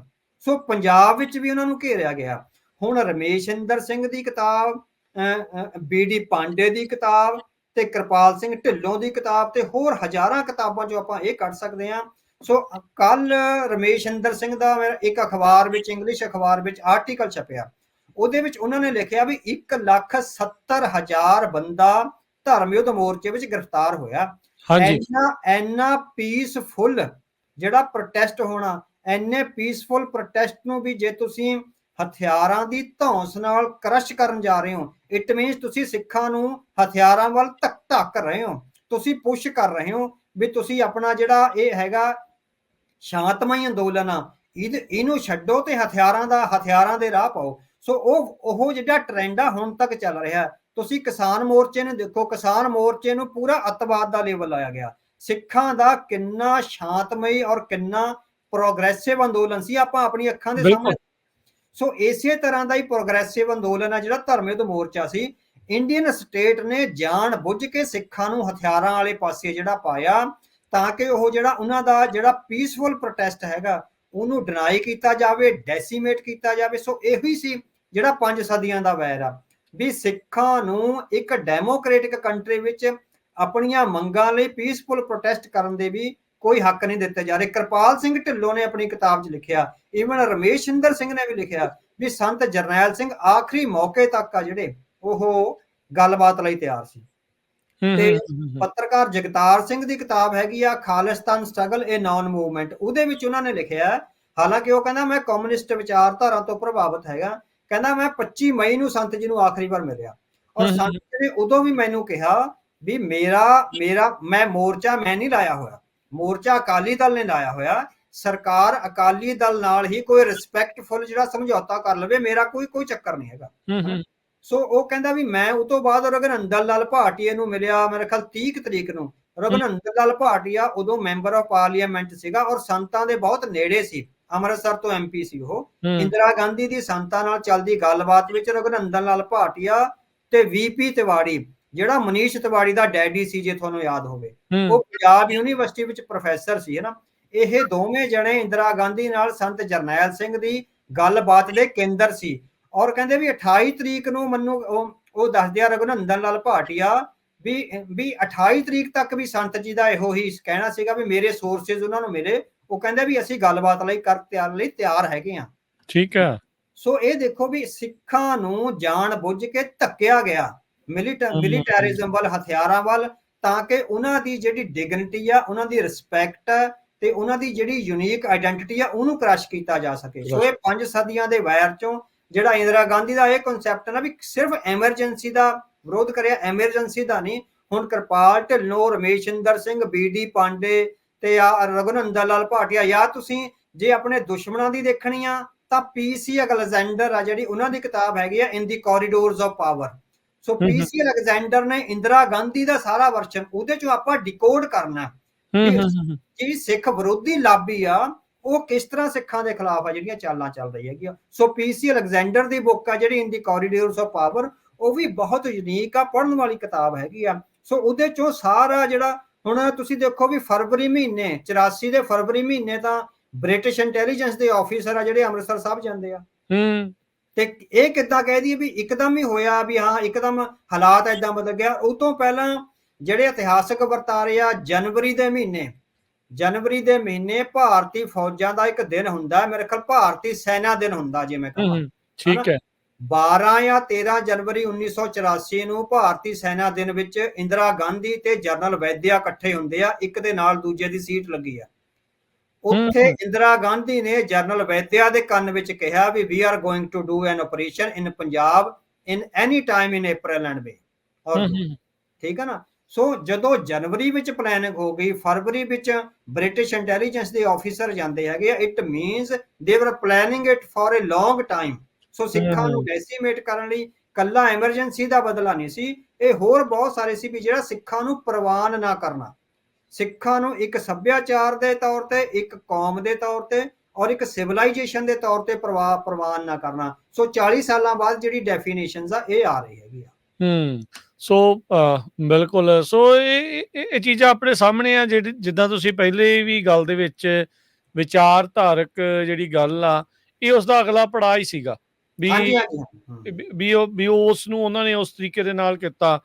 ਹੁਣ ਜਦੋਂ ਸਿੱਖਾਂ ਨੂੰ ਜਿਸ ਤਰੀਕੇ ਦੇ ਨਾਲ ਆਪਾਂ ਦੇਖਿਆ ਵੀ ਆਜ਼ਾਦੀ ਜਿਹੜੀ ਸੋ ਕਾਲਡ ਜਦੋਂ ਪੰਜਾਬ ਦੀ ਵੰਡ ਹੁੰਦੀ ਆ, ਉਸ ਤੋਂ ਬਾਅਦ ਦੇ ਵਿੱਚ ਜਰਾਇਮ ਪੇਸ਼ਾ ਕੌਮ ਕਹਿਣਾ, ਉਹ ਸਾਰੀਆਂ ਚੀਜ਼ਾਂ ਕਹਿਣਾ, ਬਾਰ-ਬਾਰ ਉਹਨਾਂ ਨੂੰ ਬੇਇੱਜ਼ਤੀਆਂ, ਉਹਨਾਂ ਨੂੰ ਉਸ ਪਾਸੇ ਵੱਲ ਨੂੰ ਧੱਕਣਾ, ਇਕੱਲੇਪਨ ਦੀ ਜਿਹੜੀ ਭਾਵਨਾ ਵੀ ਜਿਹੜੀ ਉਹਨਾਂ ਦੇ ਵਿੱਚ ਹੌਲੀ-ਹੌਲੀ ਜਿਹੜੀ ਪ੍ਰਬਲ ਹੁੰਦੀ ਗਈ। ਹੁਣ ਜਿੱਦਾਂ ਤੁਸੀਂ ਕਹਿ ਰਹੇ ਆ ਵੀ ਜਿੱਦਾਂ ਆਪਾਂ ਜਾਣਦੇ ਹਾਂ ਵੀ ਫਿਰ ਸਿੱਖ ਯੋਧੇ ਵੀ ਉੱਥੇ ਸੀਗੇ, ਸਿੱਖ ਕੌਮ ਦੇ ਕੋਲ ਯੋਧਿਆਂ ਦਾ ਇਤਿਹਾਸ ਆ। ਇਹ ਜਿਹੜੇ ਯੋਧੇ ਆ ਉਸ ਟਾਈਮ ਦੇ ਉੱਤੇ ਐਡੀ ਵੱਡੀ ਫੌਜ ਦੇ ਨਾਲ ਕਿਸ ਆਧਾਰ ਦੇ ਉੱਤੇ ਜਿਹੜੇ ਉਹ ਟਕਰਾ ਗਏ? ਹਾਂਜੀ, ਉਹਨਾਂ ਦੀ ਇਤਿਹਾਸਕ ਵਿਰਾਸਤ ਉਹਨਾਂ ਦੀ ਪਿੱਠ ਤੇ ਖੜੀ ਸੀ ਨਾ। ਸੋ ਗੱਲ ਤਾਂ ਇਹੀ, ਤਾਂ ਹੀ ਤਾਂ ਸਾਰਾ ਕਲੈਸ਼ ਆ ਰਿਹਾ ਵੀ ਇੱਕ ਬਹੁਤ ਵੱਡੀ ਇਤਿਹਾਸਕ ਵਿਰਾਸਤ ਸਾਡੀ ਪਿੱਠ ਤੇ ਖੜੀ ਆ। ਸਾਡੇ ਤਾਂ ਬੰਦਿਆਂ ਦੇ ਬੰਦ ਕੱਟਦੇ ਉਹਨਾਂ ਨੇ, ਔਰ ਉਹ ਸਤਨਾਮ ਵਾਹਿਗੁਰੂ ਦਾ ਜਾਪ ਕਰਦੇ ਰਹੇ ਨਾ। ਸੋ ਆਰਿਆਂ ਨਾਲ ਦੁਫਾੜ ਕਰਤੇ ਗੁਰੂ ਤੇਗ ਬਹਾਦਰ ਜੀ ਦੇ ਸਾਹਮਣੇ, ਔਰ ਪਾਣੀ ਵਿੱਚ ਉਬਾਲਤਾ ਬੰਦਿਆਂ ਨੂੰ, ਹਨਾ ਵੀ ਉਹ ਇੰਨੀ ਵੱਡੀ ਜਿਹੜੀ ਸ਼ਹਾਦਤ ਦੀ ਔਰ ਜੰਗ ਦੀ ਟ੍ਰੈਡੀਸ਼ਨ ਸੀ। ਸੋ ਫਿਰ 40 ਜਿਹੜੇ ਸਿੰਘ ਆ ਚਮਕੌਰ ਸਾਹਿਬ ਦੀ ਗੜੀ ਵਿੱਚ ਕਿਸ ਬਹਾਦਰੀ ਤੇ ਸੂਰਮਗਤੀ ਨਾਲ ਲੜੇ ਗੁਰੂ ਸਾਹਿਬ ਦੀ ਛਤਰ ਛਾਇਆ। ਸੋ ਸ਼੍ਰੀ ਅਕਾਲ ਤਖਤ ਸਾਹਿਬ ਦਾ ਮੋਰਚਾ ਤੇ ਚਮਕੌਰ ਸਾਹਿਬ ਦੇ ਮੋਰਚੇ ਨੂੰ ਅਸੀਂ ਡਿਟੈਚ ਕਰਕੇ ਨਹੀਂ ਦੇਖ ਸਕਦੇ। ਠੀਕ ਹੈ, it was the continuity of history. ਔਰ ਜਦੋਂ ਜਿਹੜੇ ਇਤਿਹਾਸ ਦੇ ਪ੍ਰੋਫੈਸਰ ਨੇ ਉਹ ਗੱਲ ਕਹਿੰਦੇ ਆ ਵੀ ਜਿਹੜੀਆਂ ਕੌਮਾਂ ਨੇ ਉਹਨਾਂ ਵਿੱਚ ਨਾ, ਜਦੋਂ ਇੱਕ ਤਾਂ ਉਹ ਆਪਣੀ ਹਿਸਟਰੀ ਨੂੰ ਰੀਡਿਸਕਵਰ ਕਰਦੀਆਂ ਤੇ ਰੀਡਿਸਕਵਰੀ ਦੇ ਨਾਲ ਹੀ ਉਹ ਹਿਸਟਰੀ ਨੂੰ ਰੀਇੰਟਰਪ੍ਰੈਟ ਕਰਦੀਆਂ। ਜਦੋਂ ਹਿਸਟਰੀ ਨੂੰ ਰੀਇੰਟਰਪ੍ਰੈਟ ਤੇ ਰੀਡਿਸਕਵਰ ਕੀਤਾ ਜਾਂਦਾ, ਉਹਦੇ ਨਾਲ ਆਟੋਮੈਟਿਕਲੀ ਜਿਹੜਾ ਕੌਮ ਦਾ ਨੈਸ਼ਨਲ ਸੈਲਫ ਆ, ਇਟ ਆਲਸੋ ਰੀਡਿਸਕਵਰਸ। ਜਦੋਂ ਕੌਮ ਦਾ ਨੈਸ਼ਨਲ ਸੈਲਫ ਰੀਡਿਸਕਵਰ ਹੁੰਦਾ, ਉਹਦੇ ਵਿੱਚੋਂ ਕੌਮ ਨੂੰ ਇਹ ਪਤਾ ਲੱਗਦਾ ਵੀ ਅਸੀਂ ਕੌਣ ਆ, who we are, where we come from, ਅਸੀਂ ਕਿੱਥੋਂ ਆਏ ਆ, ਵੈਂਸ ਵੀ ਅਮਰਜ, ਸਾਡਾ ਪ੍ਰਗਟ ਦਿਵਸ ਕਦੋਂ ਹੈਗਾ, ਹਨਾ, ਸਾਡੀ what is our golden age, ਸਾਡਾ ਸੁਨਹਿਰਾ ਪੀਰੀਅਡ ਕੀ ਆ ਇਤਿਹਾਸ ਵਿੱਚ, ਔਰ what is our political destiny, ਅਸੀਂ ਰਾਜਨੀਤਿਕ ਤੌਰ ਤੇ ਆਪਣਾ ਅੰਤਮ ਨਿਸ਼ਾਨਾ ਕੀ ਰੱਖਣਾ। ਸੋ ਸਾਡਾ ਅੰਤਮ ਨਿਸ਼ਾਨਾ ਆਜ਼ਾਦੀ ਦਾ ਕਿੱਥੇ ਪਹੁੰਚਦਾ ਹੈ, ਕੀ ਹੈ, ਉਹਦੇ ਨਾਲ ਉਹਨਾਂ ਦੀ ਪ੍ਰਤੀਬੱਧਤਾ ਆਪਣੇ ਧਰਮ ਨਾਲ ਜੁੜਦੀ ਆ ਔਰ ਆਪਣੇ ਹੋਮਲੈਂਡ ਨਾਲ ਜੁੜਦੀ ਆ। ਸੋ ਜਦੋਂ ਧਰਮ ਔਰ ਹੋਮਲੈਂਡ ਨਾਲ ਕੌਮਾਂ ਦੀ ਪ੍ਰਤੀਬੱਧਤਾ ਜੁੜਦੀ ਆ ਤਾਂ ਹੋਮਲੈਂਡ ਨਾਲ ਜਿਹੜੀ ਪਵਿੱਤਰਤਾ ਉਹ ਕਹਿੰਦੇ ਵੀ ਇੰਨੀ ਮਹਾਨ ਹੁੰਦੀ ਆ ਵੀ ਜੇ ਉਸ ਜਾਂਬਾਜ਼ ਕੌਮ ਨੂੰ ਇਹ ਕਹੋ ਨਾ ਵੀ ਤੁਸੀਂ ਸਵਰਗਾਂ ਵਿੱਚ ਜਾਣਾ ਜਾਂ ਹੋਮਲੈਂਡ ਵਿੱਚ ਜਾਣਾ, ਤਾਂ ਉਹ ਸਵਰਗਾਂ ਦੀ ਜਗ੍ਹਾ ਆਪਣੇ ਹੋਮਲੈਂਡ ਨੂੰ, ਹੋਮਲੈਂਡ ਦਾ ਇੰਨਾ ਵੱਡਾ ਇਤਿਹਾਸਕ ਵਰਤਾਰਾ ਹੈਗਾ। ਤੁਸੀਂ ਦੇਖਿਆ ਹੋਵੇ, ਇਹ ਪਤਾ ਨਹੀਂ ਇਹ ਨਾ ਮੈਂ ਇਹ ਪੜ੍ਹ ਰਿਹਾ ਸੀ ਕਿਤਾਬਾਂ, ਮੈਨੂੰ ਉਹਦੇ ਚੋਂ ਇਹ ਸਾਰਾ ਪਤਾ ਲੱਗਿਆ ਵੀ ਹੋਮਲੈਂਡ ਨਾਲ ਜਿਹੜੀ ਅਟੈਚਮੈਂਟ ਆ, ਜਿਹੜਾ ਸਵਰਗਾਂ ਵਾਲਾ ਮਸਲਾ ਆਇਆ ਨਾ, ਤਾਂ ਆਪਾਂ ਆਊਟ ਆਫ ਦੀ ਵੇ ਗੱਲ ਕਰੋ, 6 ਕੁ ਮਹੀਨੇ ਪਹਿਲਾਂ ਇੱਕ ਪੰਜਾਬ ਦੇ ਗਾਇਕ ਦਾ ਨਾ ਗਾਣਾ ਆਇਆ ਸੀ, ਅਰਜਨ ਢਿੱਲੋਂ ਦਾ ਗਾਣਾ ਹੈ ਪੰਜਾਬ ਬਾਰੇ, ਜੇ ਤੁਸੀਂ ਸੁਣਿਆ ਹੋਵੇ। ਉਹਦਾ ਗਾਣਾ ਵੀ ਸੁਰਗਾਂ 'ਚ ਅਸੀਂ ਕੀ ਕਰਨਾ, ਸੁਰਗਾਂ ਵਿੱਚ ਤਾਂ ਪੰਜਾਬ ਨਹੀਂ ਹੋਣਾ, ਪੰਜਾਬ ਨਹੀਂ ਹੋਣਾ, ਸਹੀ ਗੱਲ ਹੈ ਨਾ, ਛੱਡ ਪਰਾਂ ਅਸੀਂ ਉੱਥੇ ਨਹੀਂ ਜਾਣਾ, ਵੀ ਸੁਰਗਾਂ ਇਹ ਹੈਗਾ ਵੀ ਸਾਡਾ ਹੋਮਲੈਂਡ ਸੁਰਗਾਂ ਨਾਲੋਂ ਵੀ ਪਵਿੱਤਰ ਹੈ, ਜਿਹੜਾ ਸਾਡਾ ਮੇਰਾ ਦੇਸ਼ ਹੋਵੇ ਪੰਜਾਬ, ਮੈਂ ਜਦ ਫੇਰ ਦੁਬਾਰਾ ਆਵਾਂ ਮੇਰਾ ਦੇਸ਼ ਹੋਵੇ ਪੰਜਾਬ। ਹਾਂਜੀ ਹਾਂ, ਇਹ ਆ। ਸੋ ਜਿਹੜੀ ਹੋਮਲੈਂਡ ਨਾਲ ਅਟੈਚਮੈਂਟ ਆ ਉਹ ਸਵਰਗਾਂ ਨਾਲੋਂ ਵੀ ਵੱਧ ਪਵਿੱਤਰ ਹੁੰਦੀ ਆ। ਸੋ ਜਦੋਂ ਸਵਰਗਾਂ ਨਾਲੋਂ ਵੱਧ ਪਵਿੱਤਰ ਅਟੈਚਮੈਂਟ ਹੋਵੇ ਔਰ ਤੁਹਾਡੀ ਪਿੱਠ ਤੇ ਇੰਨਾ ਜਾਂਬਾਜ਼ ਇਤਿਹਾਸ ਖੜਾ ਹੋਵੇ, ਚਮਕੌਰ ਸਾਹਿਬ ਦੀ ਗੜੀ, ਬਾਬਾ ਦੀਪ ਸਿੰਘ ਦਾ ਲਕੀਰ ਖਿੱਚ ਕੇ ਵੰਗਾਰਨਾ ਔਰ ਕਿਸੇ ਇੱਕ ਵੀ ਬੰਦੇ ਦਾ ਬਾਬਾ ਜੀ ਨੂੰ ਜਵਾਬ ਨਾ ਦੇਣਾ, ਔਰ ਚੱਪੜਚਿੜੀ ਦੇ ਮੈਦਾਨ ਵਿੱਚ ਬਾਬਾ ਬੰਦਾ ਸਿੰਘ ਬਹਾਦਰ ਦਾ, ਔਰ ਫਿਰ ਸਰਹੰਦ ਦੀ ਇੱਟ ਨਾਲ ਇੱਟ ਖੜਕਾਉਣੀ। ਸੋ ਔਰ ਬਾਬਾ ਜੀ ਦੀ ਸ਼ਹਾਦਤ, ਬਾਬਾ ਬੰਦਾ ਸਿੰਘ ਬਹਾਦਰ ਦੀ ਜਿੰਨੀ ਆਪਾਂ ਕਹਿ ਸਕਦੇ ਵੀ ਸਭ ਤੋਂ ਹਨਾ, ਆਪਾਂ ਕਹਿ ਸਕਦੇ ਵੀ ਬੜੀ ਬਹੁਤ ਹੀ ਜ਼ਿਆਦਾ ਜਿਹੜੀ ਇੰਟੈਂਸ ਸ਼ਹਾਦਤ ਆ ਉਹ ਬਾਬਾ ਬੰਦਰ ਦੀ ਮੰਨੀ ਜਾਂਦੀ ਹੈ। ਵੀ 4 ਸਾਲ ਦੇ ਬੱਚੇ ਦਾ ਕਾਲਜਾ ਕੱਢ ਕੇ ਮੂੰਹ ਵਿੱਚ ਪਾ ਦੇਣਾ ਕੋਈ ਖੇਡ ਨਹੀਂ ਸੀ। ਸੋ ਉਹ ਜਿਹੜੇ ਸੂਰਮੇ ਆ ਜਿਸ ਵਿਰਾਸਤ ਚੋਂ ਆਏ ਸੀ, ਉਸ ਵਿਰਾਸਤ ਚੋਂ ਉਹਨਾਂ ਨੇ ਇੰਨੀ ਬਹਾਦਰੀ ਨਾਲ ਹੀ ਟੱਕਰਨਾ ਸੀ ਭਾਰਤੀ ਸਟੇਟ ਨੂੰ। ਸੋ ਜਿਹੜੀ ਬਹਾਦਰੀ ਨਾਲ ਉਹ ਟੱਕਰੇ, ਉਹਨਾਂ ਦੀ ਪਿੱਠ ਤੇ ਗੁਰੂ ਸਾਹਿਬ ਖੜੇ ਸੀ। ਜਿਹੜੀ ਕਲਾ ਵਰਤਦੀ ਆ ਉਹ ਇਸ ਤਰ੍ਹਾਂ ਵਰਤਦੀ ਹੈ। ਸੋ ਗੁਰੂ ਸਾਹਿਬ ਉਹਨਾਂ ਦੀ ਪਿੱਠ ਤੇ ਖੜੇ ਸੀ। ਸੋ ਉਸ ਤੋਂ ਉਹ ਕੋਈ ਨੌਕਰੀਆਂ ਲਈ ਜਾਂ ਪੈਸਿਆਂ ਲਈ ਨਹੀਂ ਸੀ ਲੜੇ, ਹਨਾ। ਸੋ ਜਿਸ ਬਹਾਦਰੀ ਨਾਲ ਉਹ ਲੜੇ, ਜਿਸ ਬਹਾਦਰੀ ਨਾਲ ਉਹਨਾਂ ਨੇ, ਜਿੰਨਾ ਕੁ ਉਹਨਾਂ ਕੋਲ ਹਥਿਆਰ ਤੇ ਐਮੂਨੀਸ਼ਨ ਸੀਗਾ, ਲਿਮਿਟਡ ਰਿਸੋਰਸਿਸ ਵਿੱਚ ਉਹਨਾਂ ਨੇ ਜਿਸ ਤਰ੍ਹਾਂ ਭਾਰਤੀ ਫੌਜ ਦਾ ਟਾਕਰਾ ਕਰਿਆ, ਇਹ ਗੁਰੂ ਦੀ ਇੱਕ ਕਲਾ ਹੀ ਵਰਤੀ ਆ। ਔਰ ਉਹਨਾਂ ਨੂੰ ਆਪਣੇ ਇਤਿਹਾਸਕ ਸ਼ਹੀਦ ਔਰ ਆਪਣੇ ਇਤਿਹਾਸਕ ਸੂਰਮੇ ਉਹਨਾਂ ਦੀ ਪਿੱਠ ਤੇ ਆਏ ਆ। ਸੋ ਇਸੇ ਕਰਕੇ ਉਹ ਇਸ ਤਰ੍ਹਾਂ ਦੀ ਜੰਗ ਆ ਜਿਹੜੀ ਇੱਕ ਅਸਾਮੀ ਜੰਗ ਸੀ। ਚਮਕੌਰ ਸਾਹਿਬ ਦੀ ਜੰਗ ਵਾਂਗ 1984 ਦੀ ਜੰਗ ਵੀ ਅਸਾਮੀ ਜੰਗ ਸੀ, ਜਿਹੜੀ ਕਿ ਕੌਮ ਨੇ ਬਹੁਤ ਦਲੇਰੀ, ਜਾਂਬਾਜ਼ੀ ਔਰ ਸੂਰਮਤਾਈ ਨਾਲ ਲੜੀ ਹੈ। ਜੀ। ਸੋ ਅਵਤਾਰ ਸਿੰਘ ਜੀ, ਜਿੱਦਾਂ ਹੁਣ ਤੁਸੀਂ ਦੱਸ ਰਹੇ ਆ ਵੀ ਸਿੱਖ ਕੌਮ ਦੇ ਕੋਲ ਇਹ ਜਜ਼ਬਾ ਅੱਜ ਦਾ ਨਹੀਂ, ਪਿਛਲੀਆਂ ਕਈ ਸਦੀਆਂ ਦਾ ਆ, ਉਹ ਚਮਕੌਰ ਦੀ ਗੜੀ ਦਾ ਆ, ਉਹ ਗੁਰੂ ਸਾਹਿਬਾਨ ਦੀਆਂ ਸ਼ਹਾਦਤਾਂ ਤੋਂ ਜਿਹੜੀ ਸ਼ੁਰੂ ਹੋਈ ਹੈ ਗੱਲ, ਉਹ ਅਜੇ ਤੱਕ ਵੀ ਜਿਹੜੀ ਉਹ ਲਗਾਤਾਰ ਜਿਹੜੀ ਉਹ ਜਾਰੀ ਹੈਗੀ ਆ। ਇਸੇ ਸੰਦਰਭ ਵਿੱਚ ਇੱਕ ਗੱਲ ਬਾਰ-ਬਾਰ ਜਿਹੜੀ ਉਹ ਆਉਂਦੀ ਆ ਜਾਂ ਕਹੀ ਜਾਂਦੀ ਆ ਵੀ ਸਿੱਖਾਂ ਨੂੰ ਹਥਿਆਰਾਂ ਦੀ ਵਰਤੋਂ ਨਹੀਂ ਸੀ ਕਰਨੀ ਚਾਹੀਦੀ। ਇਸ ਨੂੰ ਕਿਵੇਂ ਦੇਖਿਆ ਜਾਣਾ ਚਾਹੀਦਾ? ਹਾਂਜੀ। ਸੋ ਆਪਾਂ ਪਹਿਲਾਂ ਗੱਲ ਕਰ ਚੁੱਕੇ ਆ ਵੀ ਤੁਹਾਨੂੰ ਡਿਫਾਈਨ ਕੌਣ ਕਰ ਰਿਹਾ। ਜੇ ਦੁਸ਼ਮਣ ਡਿਫਾਈਨ ਕਰ ਰਿਹਾ ਤਾਂ ਇਹੀ ਵਿਆਖਿਆ ਆਊਗੀ।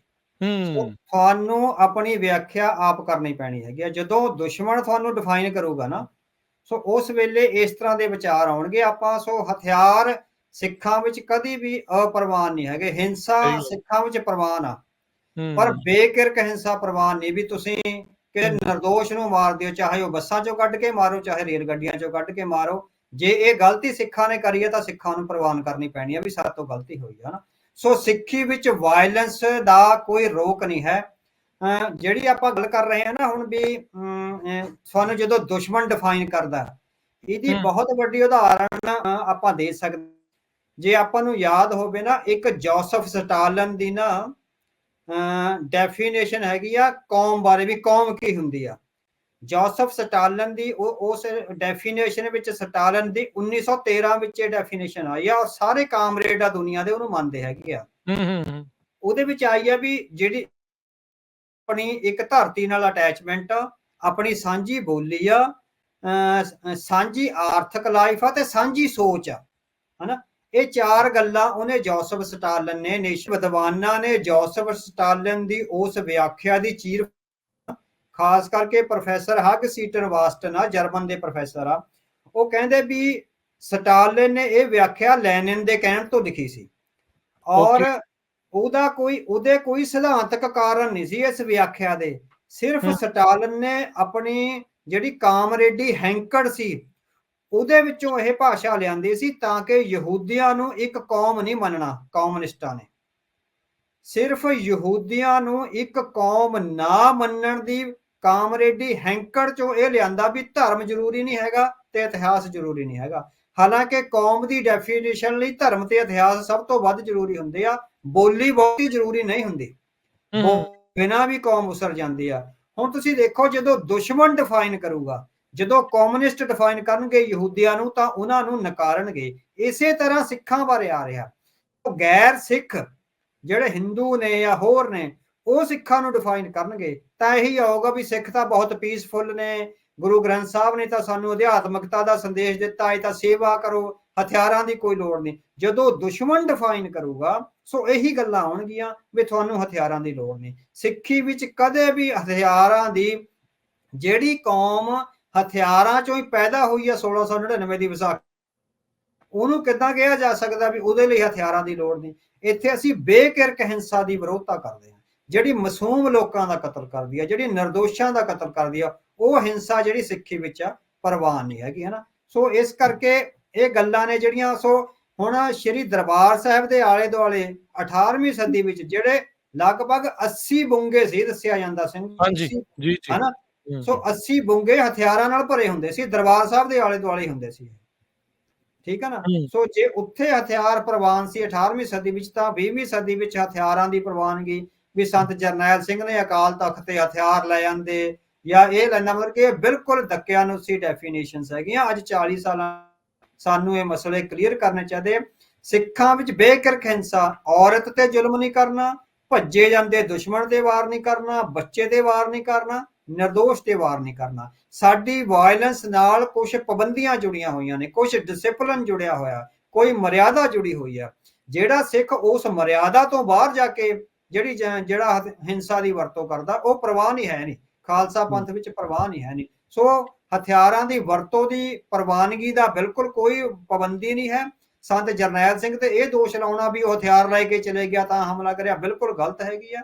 ਸਿੱਖਾਂ ਵਿੱਚ ਆਪਾਂ ਕਹਿ ਸਕਦੇ ਵੀ ਡਿਸਿਪਲਿਨਡ ਵਾਇਲੈਂਸ ਆ ਜਿਹੜੀ ਉਹ ਪ੍ਰਵਾਨ ਹੈਗੀ ਆ। ਸੋ ਜੇ ਦੁਸ਼ਮਣ ਵੀ ਆਖਿਆ ਕਰੂਗਾ ਤਾਂ ਉਹ ਇਹੋ ਕਰੂਗਾ ਵੀ ਸਿੱਖਾਂ ਨੂੰ ਗਲਤ ਰਸਤੇ ਤੇ ਪਾਇਆ ਜਾਵੇ। ਜੀ ਜੀ ਬਿਲਕੁਲ।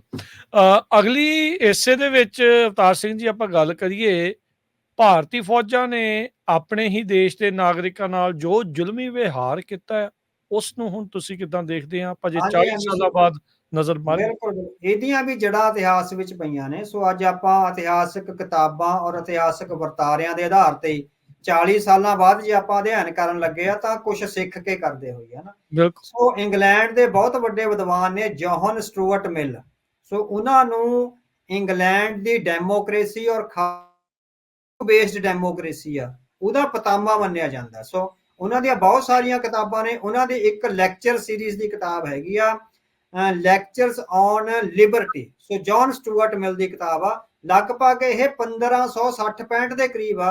ਗੁਰੂ ਨਾਨਕ ਮਹਾਰਾਜ ਦੇ ਸਮੇਂ ਦੌਰਾਨ, ਮਤਲਬ ਕਿ ਉਹਨਾਂ ਦੇ ਜਿਹੜੀ ਹੈਗੀ ਹੈ ਗੱਲ, ਸੋ ਗੁਰੂ ਅੰਗਦ ਦੇਵ ਪਾਤਸ਼ਾਹ ਮਹਾਰਾਜ ਦੇ ਉਸ ਸਮੇਂ ਦੇ ਦੌਰਾਨ ਇਹਨਾਂ ਦਾ ਮਤਲਬ ਕਿ ਉਸ ਵੇਲੇ ਕਿਤਾਬਾਂ ਲਿਖੀਆਂ ਉਹਨਾਂ ਨੇ ਇੰਨੀਆਂ ਕਮਾਲ ਦੀਆਂ। ਔਰ ਉਹਦੇ ਵਿੱਚ ਉਹਨਾਂ ਨੇ ਇਹ ਗੱਲ ਸਪਸ਼ਟ ਰੂਪ ਵਿੱਚ ਲਿਖੀ ਆ, ਕਹਿੰਦਾ ਜਿਹੜੀ ਡੈਮੋਕ੍ਰੇਸੀ ਘੱਟ ਗਿਣਤੀਆਂ ਦਾ ਸਤਿਕਾਰ ਨਹੀਂ ਕਰਦੇ, ਉਹਨਾਂ ਦੀਆਂ ਜਿਹੜੀਆਂ ਯੂਨੀਕ ਵੈਲਿਊਜ਼ ਆ ਉਹਨਾਂ ਨੂੰ ਰਿਸਪੈਕਟ ਨਹੀਂ ਦਿੰਦੀ, ਉਹ ਡੈਮੋਕ੍ਰੇਸੀ ਘੱਟ ਗਿਣਤੀਆਂ ਦੀ ਕਤਲਗਾਹ ਬਣ ਕੇ ਰਹਿ ਜਾਊਗੀ।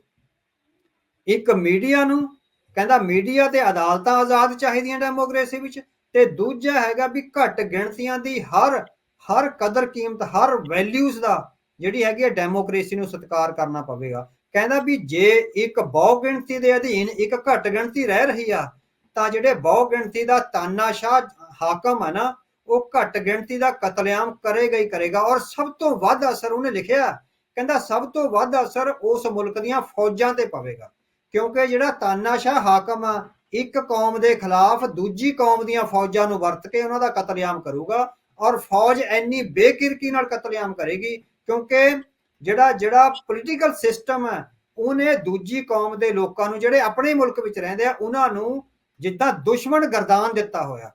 ਸੋ ਜਦੋਂ ਪੋਲੀਟੀਕਲੀ ਦੁਸ਼ਮਣ ਗਰਦਾਨ ਦਿੱਤਾ ਜਾਵੇਗਾ ਤਾਂ ਜਿਹੜੀ ਫੌਜ ਦਾ ਇੱਕ ਹਿੱਸਾ ਜਿਹੜੀ ਉਸ ਧਰਮ ਨਾਲ ਜਾਂ ਉਸ ਕੌਮ ਨਾਲ ਸੰਬੰਧ ਨਹੀਂ ਰੱਖਦੀ ਤਾਂ ਉਹਦਾ ਬਹੁਤ ਬਹੁਤ ਘਿਨਾਉਣਾ ਕਤਲੇਆਮ ਹੋਏਗਾ। ਇਹ ਜੌਨ ਸਟੂਅਰਟ ਮਿਲ ਨੇ 1565 ਵਿੱਚ ਲਿਖ ਦਿੱਤਾ ਸੀ।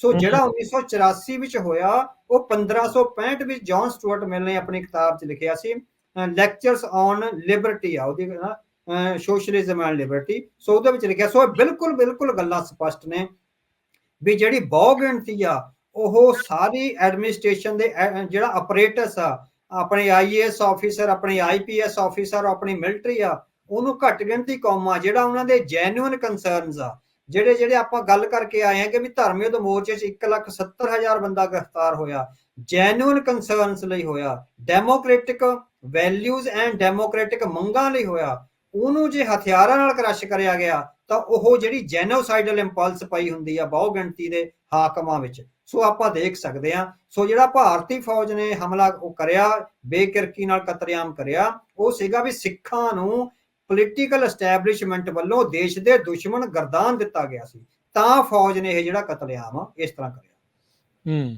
ਬਿਲਕੁਲ। ਅਵਤਾਰ ਸਿੰਘ ਜੀ, ਅਗਲੀ ਗੱਲ ਕਰੀਏ ਕਿ ਸਿੱਖ ਕੌਮ ਹਾਲੇ ਵੀ ਉਸ ਰਾਜਸੀ ਹੋਣ ਦੇ ਲਈ ਸੰਘਰਸ਼ ਕਰ ਰਹੀ ਹੈ ਜੋ 1984 ਦੇ ਵਿੱਚ ਤੈਅ ਹੋਈ ਸੀ, ਜੋ ਆਪਾਂ ਉਸ ਟਾਈਮ ਦੇ ਉੱਤੇ ਸੋਚਿਆ ਸੀ। ਹਾਂਜੀ। ਸੋ 1984 ਵਿੱਚ ਜਿਹੜੀ ਪੋਲੀਟੀਕਲ ਡੈਸਟਨੀ ਸਿੱਖਾਂ ਦੀ ਤੈਅ ਹੋਈ ਹੈ ਨਾ, ਸੋ ਕੌਮ ਉਹਦੇ ਲਈ ਵੀ ਜਿਹੜੀ ਸੰਘਰਸ਼ ਕਰਦੀ ਹੈ। ਪ੍ਰੋਫੈਸਰ ਐਂਥਨੀ ਸਮਿਥ ਆ ਕੌਮਾਂ ਦੀਆਂ ਇਹਨਾਂ ਮੂਵਮੈਂਟਾਂ ਦੇ ਬਹੁਤ ਵੱਡੇ ਵਿਦਵਾਨ ਆ। ਸੋ ਕਹਿੰਦੇ ਵੀ ਜਿਹੜੀ ਕੌਮੀ ਜਜ਼ਬੇ ਆ ਨਾ, ਕੌਮੀ ਜਜ਼ਬੇ ਕਹਿੰਦਾ ਬਹੁਤ ਇੱਕ ਤਰ੍ਹਾਂ ਨਾਲ ਆਪਾਂ ਕਹਿ ਸਕਦੇ ਜਿੱਦਾਂ ਕਹਿੰਦੇ ਵੀ ਘੁੰਡ ਕੱਢ ਕੇ ਵੀ ਆਉਂਦੇ ਆ, ਦਾ ਜਜ਼ਬਾ ਵੱਖਰੇ ਵੱਖਰੇ ਰੂਪਾਂ ਵਿੱਚ ਪ੍ਰਗਟ ਹੁੰਦਾ। ਜੇ ਕੌਮ ਆਪਣੀ ਕਿਸਾਨੀ ਦੀਆਂ ਮੰਗਾਂ ਲਈ ਸੰਘਰਸ਼ ਕਰ ਰਹੀ ਆ ਤਾਂ ਅਸਲ 'ਚ ਕਿਸਾਨੀ ਤਾਂ ਮਖੌਟਾ ਹੈ, ਉਹਦੀ ਅਸਲ ਭਾਵਨਾ ਤਾਂ ਉਹ ਆਜ਼ਾਦੀ ਪਈ ਆ ਜਿਹੜੀ 1984 ਵਿੱਚ ਨਿਸ਼ਾਨਾ ਮਿਥਿਆ ਗਿਆ। ਉਹ ਕਹਿੰਦਾ ਇਸ ਤਰ੍ਹਾਂ ਕੌਮਾਂ ਦੇ ਸੰਘਰਸ਼ ਮਖੌਟੇ ਪਾ ਕੇ ਆਉਂਦੇ ਆ। ਜੇ ਅੱਜ ਪੰਜਾਬ ਵਿੱਚ ਚੋਣਾਂ ਵਿੱਚ 2 ਉਮੀਦਵਾਰ ਪੰਥਕ ਜਜ਼ਬੇ ਵਾਲੇ ਜਿੱਤੇ ਆ ਤਾਂ ਉਹ ਇੰਡੀਅਨ ਪੋਲੀਟੀਕਲ ਸਿਸਟਮ ਦੀ ਅਧੀਨਗੀ ਕਬੂਲਣ ਦਾ ਜਜ਼ਬਾ ਨਹੀਂ ਹੈ, ਉਹ ਤਾਂ ਉਹ ਜਜ਼ਬਾ ਜਿਹੜਾ 1984 ਵਿੱਚ ਤੈਅ ਹੋ ਗਿਆ ਸੀ ਪੋਲੀਟੀਕਲ ਡੈਸਟਨੀ ਦਾ। ਸੋ ਨੈਸ਼ਨਲਿਸਟਿਕ ਮੂਵਮੈਂਟਾਂ ਐਂਥਨੀ ਸਮਿਥ ਕਹਿੰਦਾ ਵੀ ਵਾਰ-ਵਾਰ ਰਿਵਾਈਵ ਹੁੰਦੀਆਂ, ਇਸ ਤਰ੍ਹਾਂ ਰਿਵਾਈਵ ਹੁੰਦੀਆਂ। ਇੱਕ ਯੇਲ ਯੂਨੀਵਰਸਿਟੀ ਦੇ ਪ੍ਰੋਫੈਸਰ ਨੇ, ਪ੍ਰੋਫੈਸਰ ਜੇਮਸ ਸੀ ਸਕਾਟ, ਉਹਨਾਂ ਦੀਆਂ 2 ਕਿਤਾਬਾਂ ਨੇ। ਇੱਕ ਹੈਗੀ ਆ domination and the arts of resistance, ਜਿਹੜੀਆਂ ਗੁਲਾਮੀ ਅਧੀਨ ਕੌਮਾਂ ਰਹਿੰਦੀਆਂ ਫਿਰ ਉਹ ਰੈਜ਼ਿਸਟ ਕਿੱਦਾਂ ਕਰਦੀਆਂ। ਉਹ ਕਹਿੰਦਾ ਵੀ ਕਈ ਵਾਰ ਕੌਮਾਂ 50-50 ਸਾਲ ਖਾਮੋਸ਼ ਹੋ ਜਾਂਦੀਆਂ, ਤੁਹਾਨੂੰ ਆਪਣੇ ਦਿਲ ਦੀ ਗੱਲ ਹੀ ਨਹੀਂ ਦੱਸਦੀਆਂ ਵੀ ਅਸੀਂ ਕੀ ਚਾਹੁੰਦੀਆਂ। ਇਹ ਵੀ ਆਰਟ ਆਫ ਰੈਜ਼ਿਸਟੈਂਸ ਆ। 50-50 ਸਾਲ ਖਾਮੋਸ਼ ਰਹਿੰਦੀਆਂ, ਤੁਹਾਨੂੰ ਪਤਾ ਨਹੀਂ ਲੱਗਣ ਦਿੰਦੀਆਂ ਵੀ ਸਾਡੇ ਦਿਲ ਵਿੱਚ ਕੀ ਹੈਗਾ। ਤੇ ਜਿਹੜਾ ਆ ਹੈਗਾ ਵੀ ਜਿਹੜਾ ਇਲੈਕਸ਼ਨ ਸਿਸਟਮ 'ਚੋਂ 2 ਬੰਦੇ ਜਿੱਤੇ ਆ, ਇਹਦਾ ਅਸਲੀ ਪ੍ਰਭਾਵ ਇਹ ਹੈ ਵੀ ਉਹ ਕੋਈ ਇੰਡੀਅਨ ਇਲੈਕਸ਼ਨ ਸਿਸਟਮ ਨੂੰ ਮਾਨਤਾ ਨਹੀਂ ਦਿੱਤੀ, ਉਹ ਤਾਂ ਇੱਕ ਛੋਟੀ ਜੰਗ ਲੜੀ ਆ ਵੱਡੀ ਜੰਗ ਦੀ ਪ੍ਰਾਪਤੀ ਲਈ। ਸੋ ਇਸ ਤਰ੍ਹਾਂ ਜਿਹੜੀਆਂ ਨੈਸ਼ਨਲਿਸਟਿਕ ਮੂਵਮੈਂਟਸ ਆ ਉਹ ਅੱਗੇ ਚੱਲਦੀਆਂ। ਜੇਮਸ ਸੀ ਸਕਾਟ ਦੀ ਦੂਜੀ ਕਿਤਾਬ ਹੈਗੀ ਆ the art of not being governed, ਵੀ ਜਿਹੜੀਆਂ ਕੌਮਾਂ ਇਹ ਸਮਝਦੀਆਂ ਵੀ ਸਾਡੇ ਤੇ ਰਾਜ ਕਰਨ ਵਾਲੇ ਲੋਕ ਸਾਡੇ ਆਪਣੇ ਨਹੀਂ ਹੈਗੇ, ਸਾਡੇ ਵਰਗੇ ਨਹੀਂ ਹੈਗੇ, ਉਹ ਉਹਨਾਂ ਦੀ ਅਧੀਨਗੀ ਪ੍ਰਵਾਨ ਨਹੀਂ ਕਰਦੀਆਂ ਚਾਹੇ ਜਿੰਨਾ ਮਰਜ਼ੀ ਜ਼ੋਰ ਲਾ ਲੈਣ।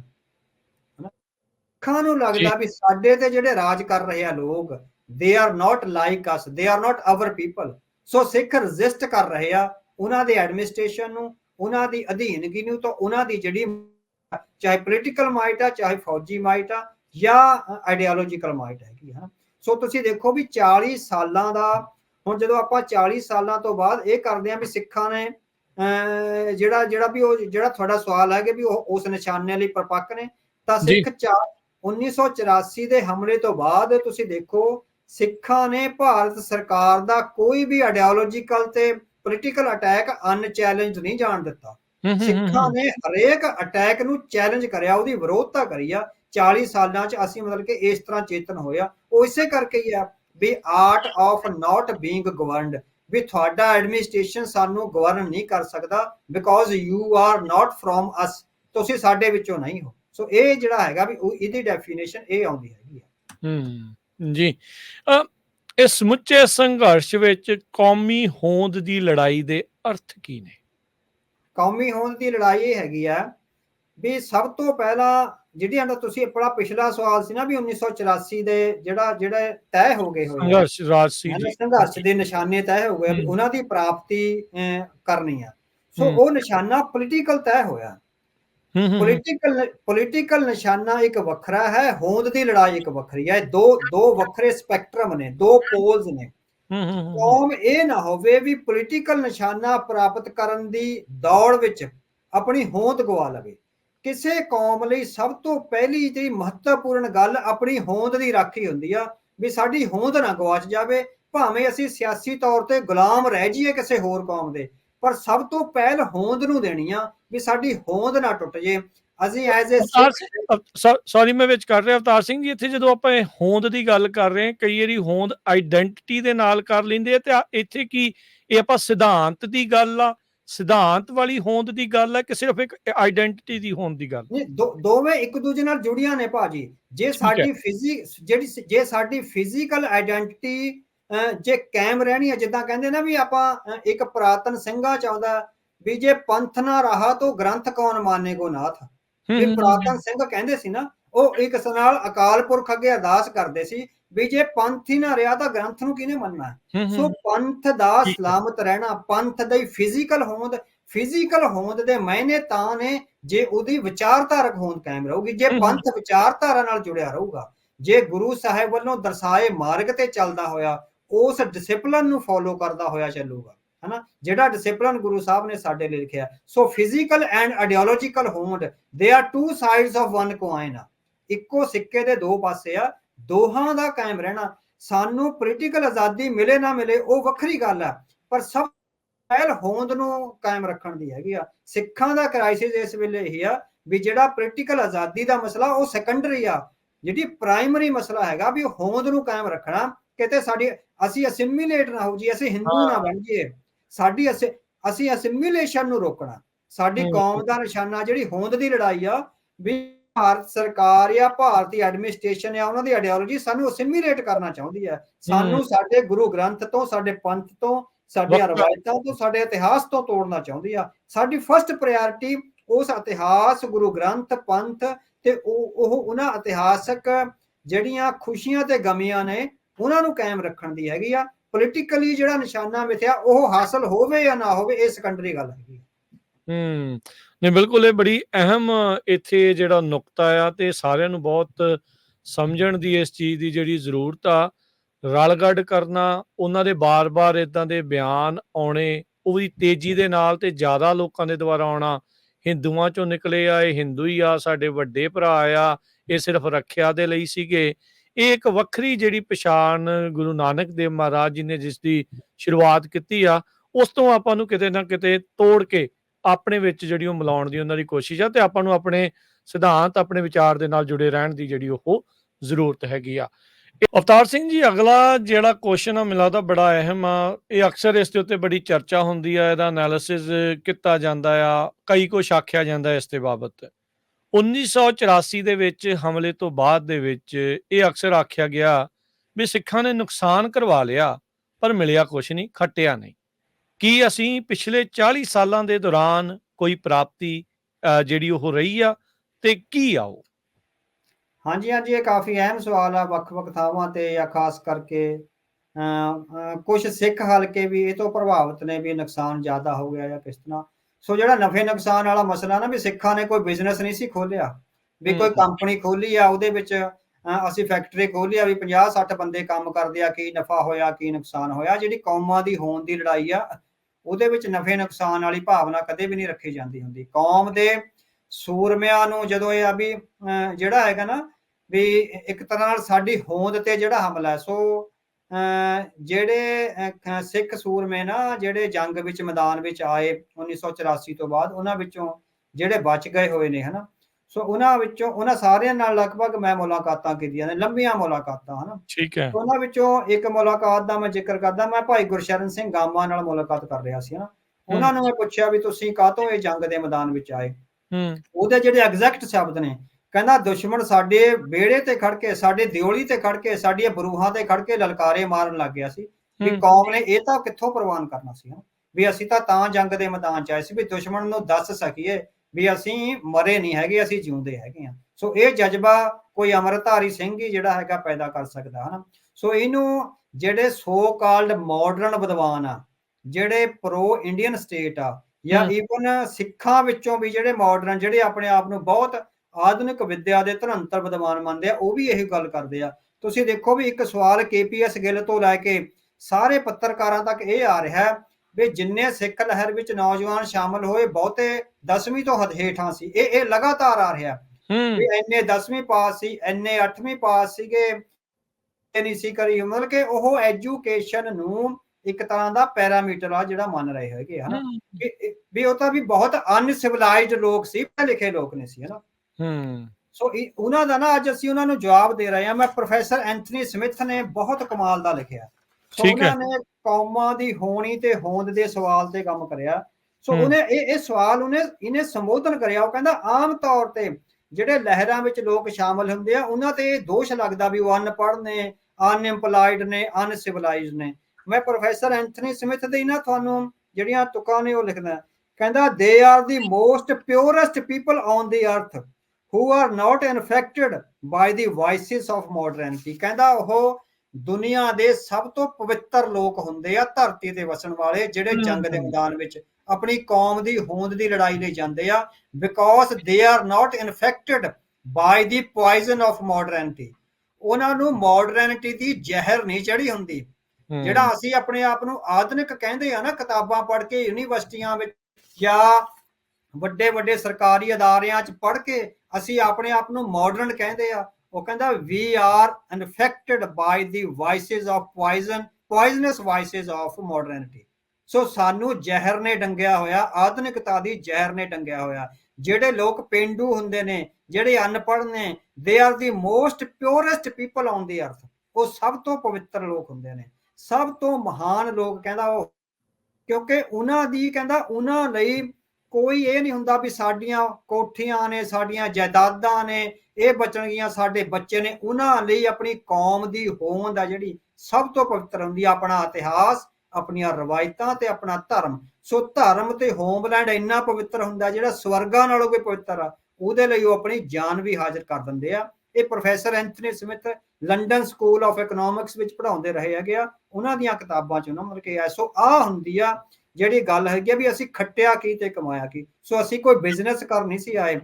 ਜਿਹੜਾ ਖੱਟਣ ਦਾ ਹੈਗਾ, ਅੱਜ 40 ਸਾਲਾਂ ਤੋਂ ਬਾਅਦ ਜੇ ਇੰਟਰਨੈਸ਼ਨਲ ਕਮਿਊਨਿਟੀ ਸਾਨੂੰ ਐਜ਼ ਏ ਕੌਮ ਰੈਕਗਨਾਈਜ਼ ਕਰ ਰਹੀ ਆ, ਹੈਨਾ, ਇਹ ਸਾਡੀ ਪ੍ਰਾਪਤੀ ਆ। ਅੱਜ ਜਦੋਂ ਇੰਟਰਨੈਸ਼ਨਲ ਵੱਡੇ ਵੱਡੇ ਵਾਸ਼ਿੰਗਟਨ ਪੋਸਟ ਵਰਗੇ, ਦੀ ਵਾਲ ਸਟਰੀਟ ਜਰਨਲ, ਟਾਈਮਸ ਵਰਗੇ ਤੇ ਦਾ ਗਾਰਡੀਅਨ ਵਰਗੇ ਅਖਬਾਰਾਂ 'ਚ ਜੇ 40 ਸਾਲ ਬਾਅਦ ਸਿੱਖਾਂ ਦੇ ਹੱਕ ਵਿੱਚ ਇੰਨੇ ਵੱਡੀ ਰਿਪੋਰਟਿੰਗ ਹੋਣ ਲੱਗੀ ਆ, ਇਹ ਸਾਡੀ ਪ੍ਰਾਪਤੀ ਆ। ਸੋ ਉਹਨਾਂ ਸ਼ਹੀਦਾਂ ਦੇ ਜਿਹੜੇ ਸਿਰ ਦਿੱਤੇ ਨੇ ਉਹ ਅਜਾਈ ਨਹੀਂ ਜਾਂਦੇ, ਉਹ ਕਿਤੇ ਕੁਛ ਨਾ ਕੁਛ ਰਾਜਨੀਤਿਕ ਡੈਸਟਨੀ ਨੂੰ ਪ੍ਰਾਪਤ ਕਰਕੇ ਹੀ ਹਾਸਲ ਹੋਣਗੇ। ਜੀ, ਸਵਾਲ ਇੱਥੇ ਹੁਣ ਇਹ ਆ ਜਾਂਦਾ ਵੀ ਜਿਹੜੇ ਮੌਜੂਦਾ ਇਸ ਟਾਈਮ ਸਿੱਖ ਨੇ ਦੁਨੀਆ ਭਰ ਦੇ ਵਿੱਚ ਫੈਲੇ ਨੇ, ਉਹਨਾਂ ਸ਼ਹੀਦਾਂ ਦਾ ਸੁਪਨਾ ਸਾਕਾਰ ਕਰਨ ਲਈ ਕੌਮ ਨੂੰ, ਸਾਰੇ ਕੌਮ ਨੂੰ ਕੀ ਕਰਨਾ ਚਾਹੀਦਾ?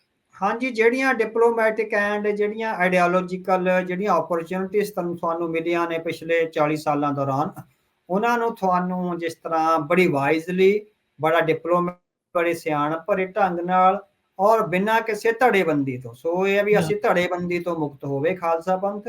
ਸੋ ਧੜਿਆਂ 'ਚੋਂ ਸੋਚਣਾ ਬੰਦ ਕਰੀਏ, ਕੌਮ ਦੇ ਤੌਰ ਤੇ ਜਿਹੜੀ ਕੌਮ ਦੀ ਲੀਡਰਸ਼ਿਪ ਆ ਉਹ ਕੌਮ ਦੇ ਤੌਰ ਤੇ ਸੋਚੇ।